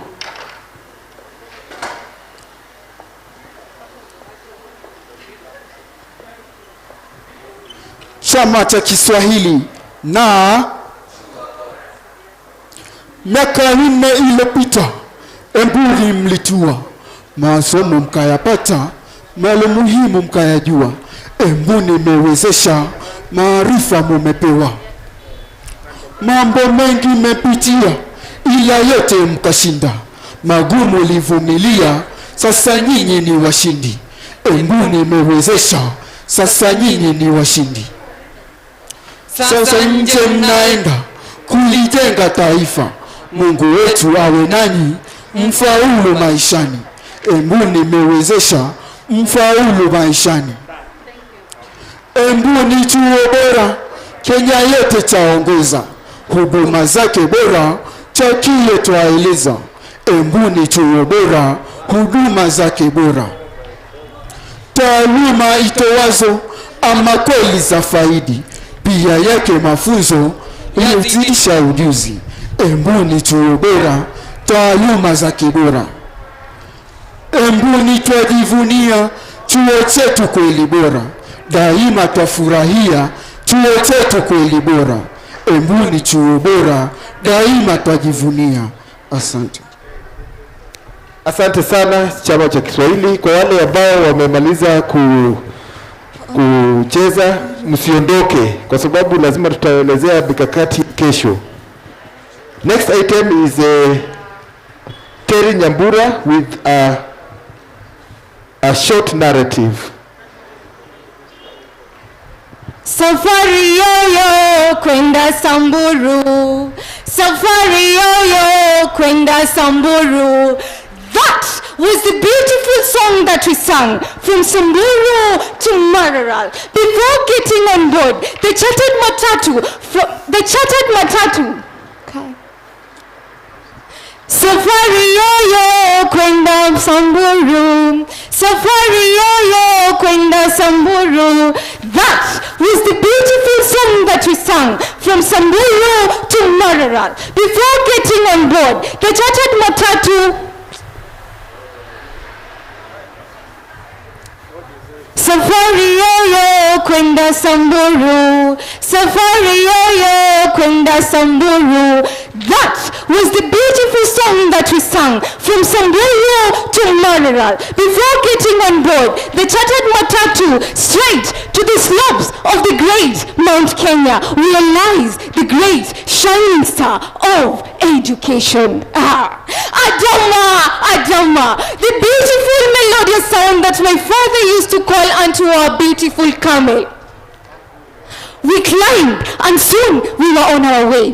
As we approached the market, we found one of the buyers eagerly awaiting to take our Adama to his home. That was the saddest day. I wish you could have seen my father's face as we let Adama go. His face could only be described by the local patriotic fans who sang. We lose every week, there's nothing special. We lose every week. The most difficult part was my father losing his favorite camel after a series of defeats by his club. Hey, Arsenal. Ni sawa tu. We decided to board a matatu, which was busy making money at the expense of our journey. Ni kubaya, hatuwezi wacha pesa. Dereva, beba. Soon, my father and I found ourselves seated between seats. As the matatu came into a halt, I saw big buildings with an architectural masterpiece. Here, we were told that knowledge transformed. Learning kicked off the first day. Jamani, this was the new one. Semesters would run smoothly, despite even Uncle COVID, my great old ancestor, who was, by the way, a neighbor to my great-grandfather, who had actually never witnessed success. Our university embarked on a journey that made learning not only smooth, but it was a sure bet. The journey of transforming us into scholar started with full speed. Each department was on track. Learning was blended, both online and physical. Life moving fast. Transformation. Evidence. The big day is finally here. My people, my clan, my adopted relative, and my self-proclaimed uncles and aunties have vowed to sell everything in order to walk around the four corners of our university and celebrate the big day with me. This Distinguished Professor, my mother has just texted me that he must come and have a handshake with you for the good work and transformation your work is doing. I've already been given my 3 hectares of land. I'm going to start my agri-business and empower people in my community. My fellow classmates, as we stream live, let's meet in the next alumni meeting. Safari, Terry Nyambura. Thank you very much, Terry Nyambura. Usipige makofi. We. Tutakuwa tunashangilia hivi. Alafu next is Eastparks. DJ. This is the dramatized dance that has now been modified.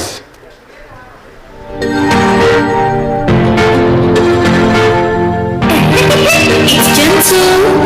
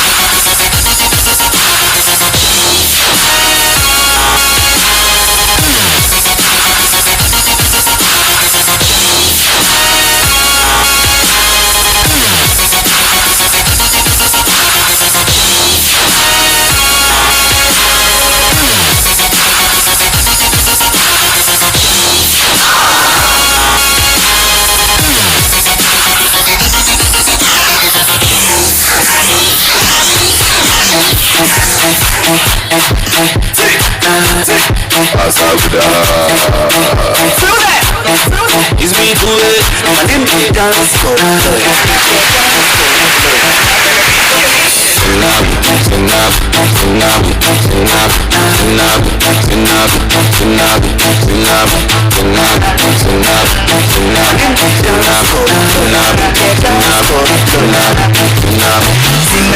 You know say my send in the kunedu. I really they want make you be mine boo. Look I send me to body I can do.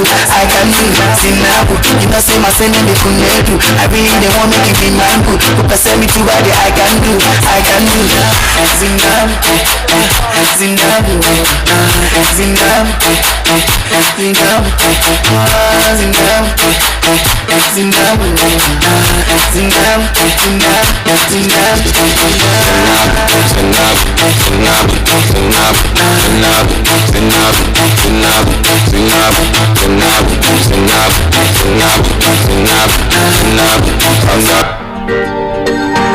Thank you very much.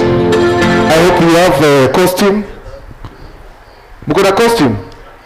Inakaa aje? Sio mbaya sana. Na sio mzuri sana. Kesho? Okay. Next is Cyrus Keru with Shairi.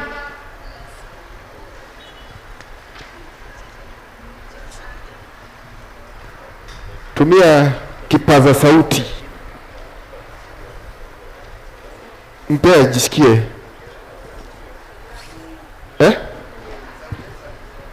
Oh, sawa. Sasa huwezi kusimama mbele yake. Anaogopa microphone ama mic stand. Si mic stand ndio hii.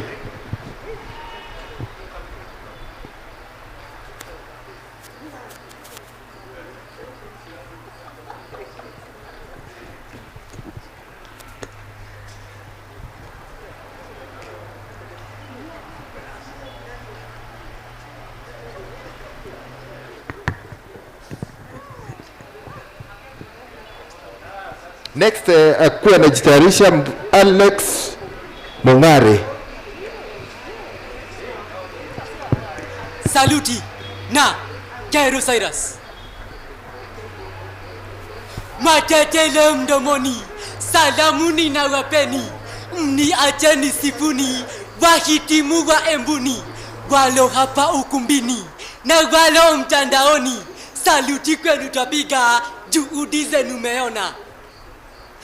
Mabingwa wa ajabu, sifa zenu chungu nzima, mlizama kwa vitabu, hata janga kiwapima, lipigana kama babu, korona kaweka nyuma, saluti kwenu twapiga, juhudi zenu meona.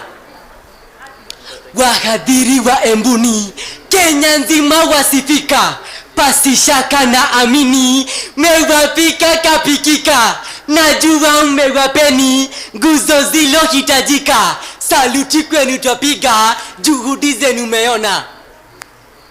Ukurasa kipekua wa maisha ya dunia, wangu hapa ni wasia, na waomba kusikia, mengine mnatambua, ni mkazo natilia, saluti kwenu twapiga, juhudi zenu meona. Kwanza Mola kwake dua, lisipate kupunguka, suluhisho atatoa, hata lipiki kufika, Ayubu wa Biblia, nadhani twamkumbuka, saluti kwenu twapiga, juhudi zenu meona. Kwa kila kiingilio, cha kazi pata fahamu, kwa yote mafanikio, wake utini nidhamu, naomba lipe sikio, hilo jambo ni muhimu, saluti kwenu twapiga, juhudi zenu meona. Heshima si ache nyuma, na uaminifu pia, bidii bila kuhema, usikose kufanyia, sina shaka nikisema, keki moto tasalia, saluti kwenu twapiga, juhudi zenu meona. Shahada kwenu sisiri, hilo fumbo mefumbua, uzamili tasubili, na ya uzamifu pia, za uko nje si shwari, za Embuni twatambua, saluti kwenu twapiga, juhudi zenu meona. Twawatuma mashuleni, na ujumbe mfukoni, hata kwenu manyumbani, wanafunzi mleteni, wambie waje Embuni, paradiso duniani, saluti kwenu twapiga, juhudi zenu meona. Ya leo siku ni yenu, furahi bila kupima, mfukoni nina tunu, kwenu pipi ninatuma, zikome hizo fununu, ATVC tamnyima, saluti kwenu twapiga, juhudi zenu meona. Asanteni. Asante sana. Umerekebisha hilo shairi sana, si ndio? Since the last time on Sunday. Thank you, Kero Cyrus. Alex Mongare, I hope you have the mic. Take it.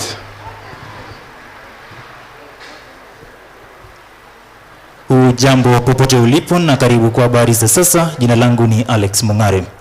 Chuo kikuu cha Embu leo kimeandaa shule ya sita ya mahafali ambapo wanafunzi zaidi ya 3,000 wanatarajiwa kutuzwa shahada na stashahada mbalimbali. Kama njia moja ya kuzuia maambukizi ya virusi vya corona, ni wanafunzi wa uzamili, uzamivu na wale wanaosomea uguzi ambao wameruhusiwa kuhudhuria sherehe chuoni, huku wanafunzi wengine wakifuatilia sherehe hii katika mtandao. Wageni mbalimbali wanahudhuria sherehe hii wakiongozwa na waziri wa elimu Profesa George Magoha, mwenyekiti wa baraza la chuo kikuu cha Embu Daktari Kennedy Okongo, chancellor wa chuo kikuu hiki Profesa Paul Msili, kaimu chancellor Profesa Daniel Mugendi, miongoni mwa wengine wengi. Sherehe hii inajiri wakati ambapo ukosefu wa ajira miongoni mwa vijana ni changamoto kubwa, huku idadi ya wanafunzi wanahitimu kutoka vyuo vikuu nchini Kenya ikiongezeka kila mwaka. Hata hivyo, uchunguzi umebainisha kwamba idadi kubwa ya wahitimu huwa machagu, kwani wengi wao hutaka kufanya tu zile kazi ambazo wamesomea kando na kwa matarajio ya kulipa mishahara minono, jambo ambalo linachangia ongezeko la wasio na kazi. Wanafunzi wanaofuzu leo wamehimizwa kuzikumbatia nafasi wanazopata ili kujiendeleza kimaisha. Katika taarifa nyingine ya fulani kwamba chuo kikuu cha Embu kimeibuka kuwa shirika nambari 1 la serikali katika mwaka wa kifedha wa mwaka 2019 mwaka 2020. Kwa mujibu wa ripoti iliyotolewa na Wizara ya Utumishi wa Umma, Vijana na Jinsia, chuo kikuu cha Embu kilizibwaga taasisi zingine kwa kujizolea alama 2.1250. Akizungumza katika hafla ya kusherehekea ushindi huo, chancellor wa chuo kikuu cha Embu Profesa Paul Msili alisema kwamba chuo hiki kilifanikiwa kuvinyandosha vyuo vingine 30 vya serikali kutokana na kukumbatia mazoea ya ubora.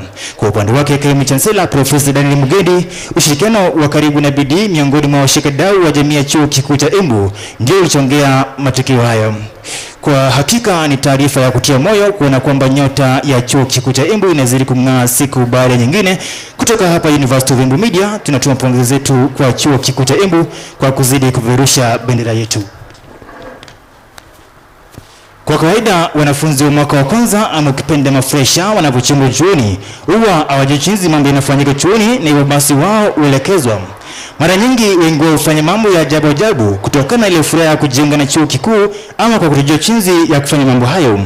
Mwanafunzi mmoja wa mwaka wa kwanza ambaye amejiunga chuoni majuzi aliwaacha wengi vinywa wazi baada ya kubainika kwamba alikuwa hajakula kitu kwa siku 2. Kulingana na mwanafunzi huyu, alikuwa anasubiri kengele kukirezwa ili aende chakula kama ilivyokuwa mazoea katika shule ya upili, lakini hilo alikutokea. Hata hivyo, mwanafunzi huyu alielekezwa na kujulishwa kwamba mambo ni tofauti huku chuoni. Si neno, ni mafresha hao. Sijui wewe ulifanya nini ukiwa katika mwaka wa kwanza ambacho utaishi kukumbuka. Milango yetu iko wazi kila wakati. Ni kauli ya Bwana Henry Atuma ambaye ni mshauri katika chuo kikuu cha Embu, akitoa wito kwa wanafunzi wa chuo kikuu cha Embu kutembelea ofisi yake wakati wote wanahitaji usaidizi.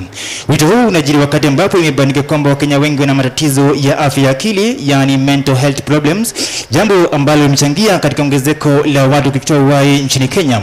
Kulingana na Bwana Atuma, chuo kikuu cha Embu kimeweka mikakati kabambe kuona kwamba wanafunzi walio na matatizo ya afya ya akili wanasaidiwa. Mikakati hiyo ni pamoja na kuhamasishwa kwa wanafunzi mara kwa mara na kutumia washauri rika, yani peer counselors, mikakati ambayo imefaulu kufikia sasa. Ni bayana kwamba Wakenya wanapitia changamoto mbalimbali, lakini kujitoa uhai sio suluhu. Tunapaswa kuwa kakamavu na kuomba usaidizi tunapokuwa na shida. Kufikia hapo ndipo natamatisha habari zetu kwa sasa. Shukrani za dhati kwa wote waliofanikisha taarifa hizi. Kwa mengi zaidi mnaweza kunifuata katika mitandao ya kijamii.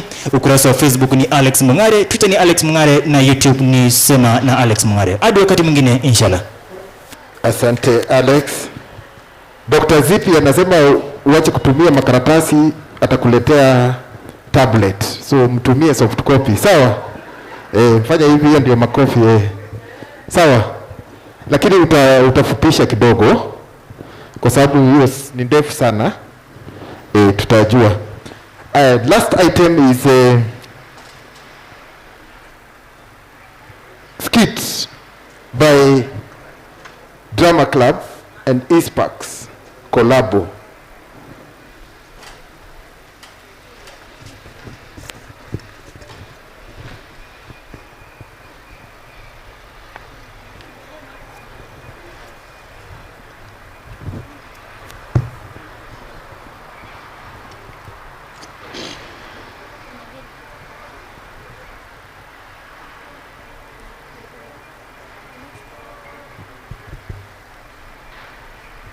Mom, I finally made it.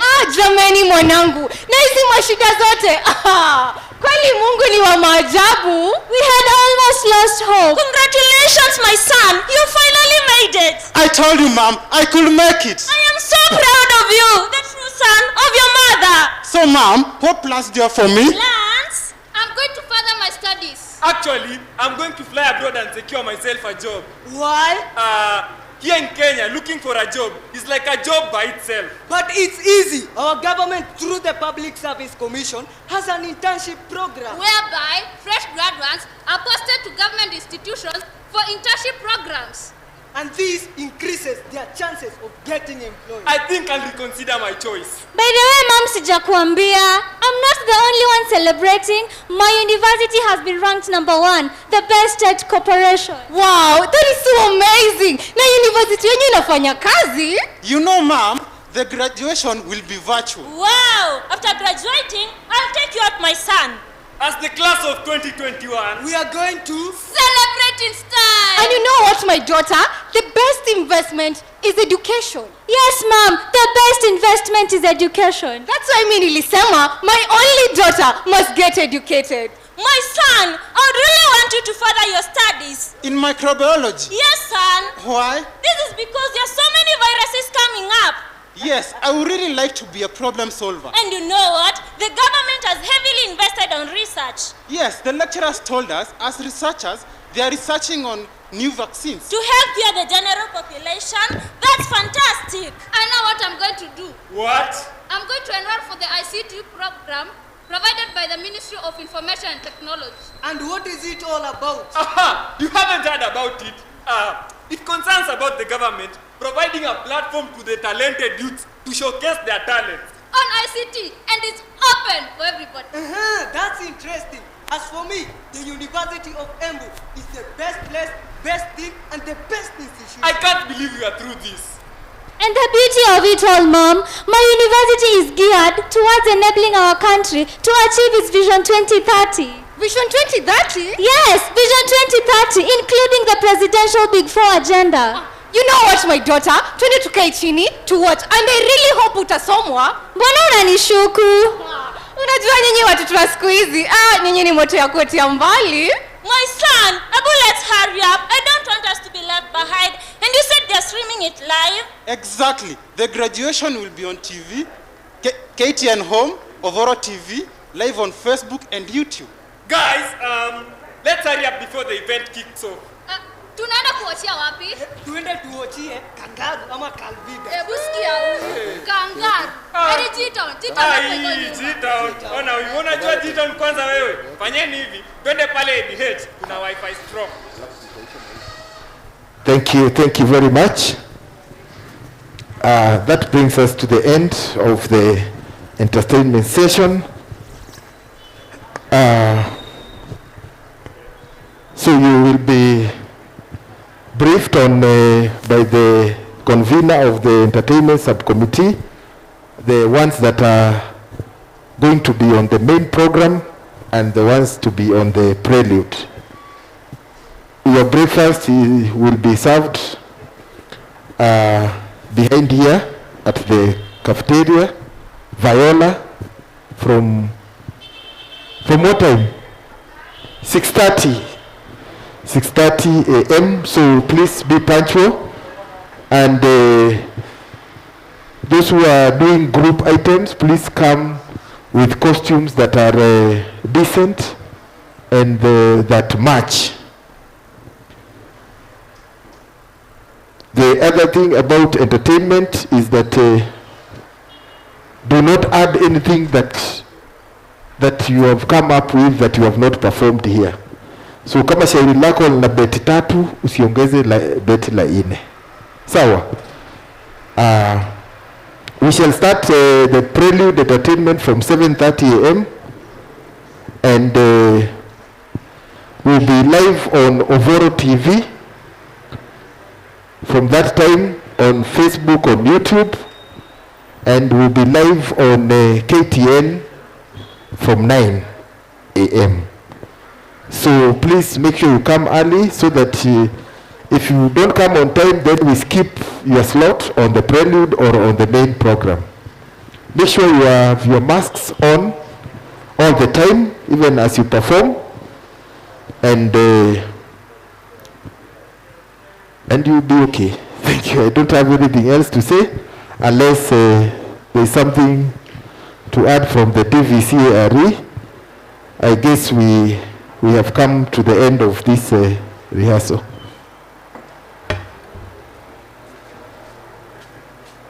Just to let you all know that today, from where I sit, I'm not very good in adjudication. That is the name. But I think I am seeing a lot of improvement in your performances. The only challenge we have is that we will only have a very short time. So we will most likely select a few or for the main event, and the others go to the prelude.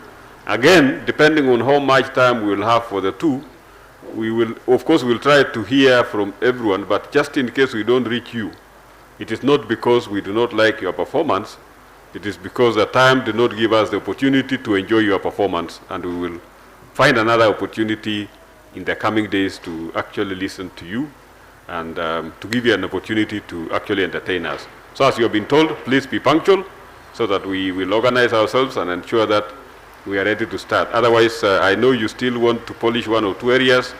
I think we will release you so that you can go and do this, unless... Yes. Okay. I think we release you.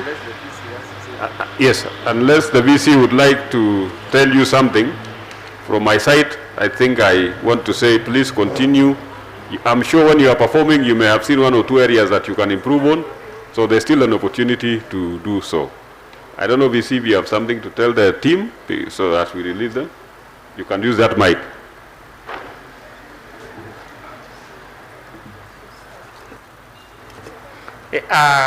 Yes, I don't have anything to say. I only want to say that I've also seen a lot of improvement.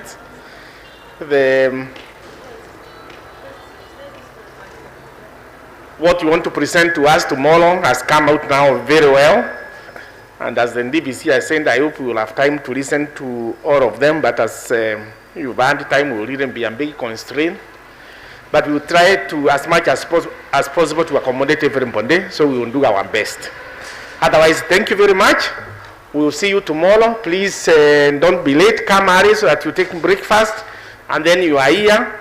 Because then once we start here for about 7:30, then we will start calling you to entertain us and also entertain those who will be watching us online.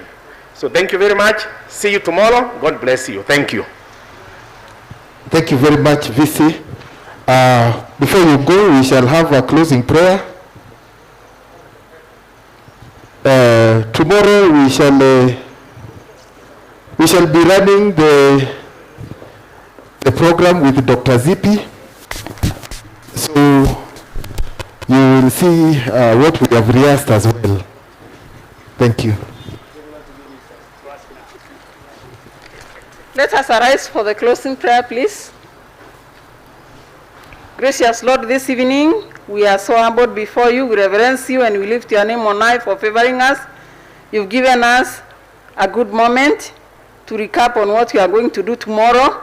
We commit our lives to you for the hours of the night that are setting, and we pray that, Lord, you will take good care of us and enable us to see the day of tomorrow in good shape and good health, and our graduation ceremony will be a success, and honor and glory will come back to you. For those that will be traveling, Lord, we pray for traveling masses, and let everything work out together, because we belong to you. You are our fortress and our refuge. Through Christ our Lord we pray and believe. Amen. Thank you. Have a good evening, and please sleep well and sleep early.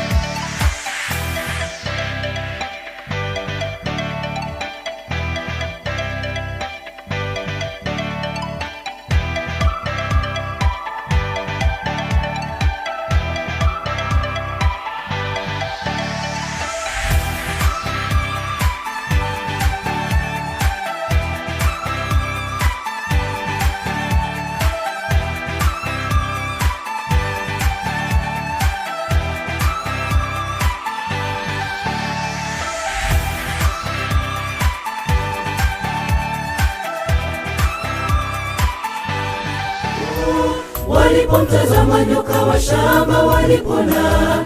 Mara nyingi tunapopatwa na shida, je, kilio chetu chatupeleka wapi? Je, twamtazama Mungu au twajiamini kwa nguvu zetu? Inua macho mtazame Mungu, hakika maradhi yote wewe utapona. Mara nyingi tunapopatwa na shida, je, kilio chetu chatupeleka wapi? Je, twamtazama Mungu au twajiamini kwa nguvu zetu? Inua macho mtazame Mungu, hakika maradhi yote wewe utapona.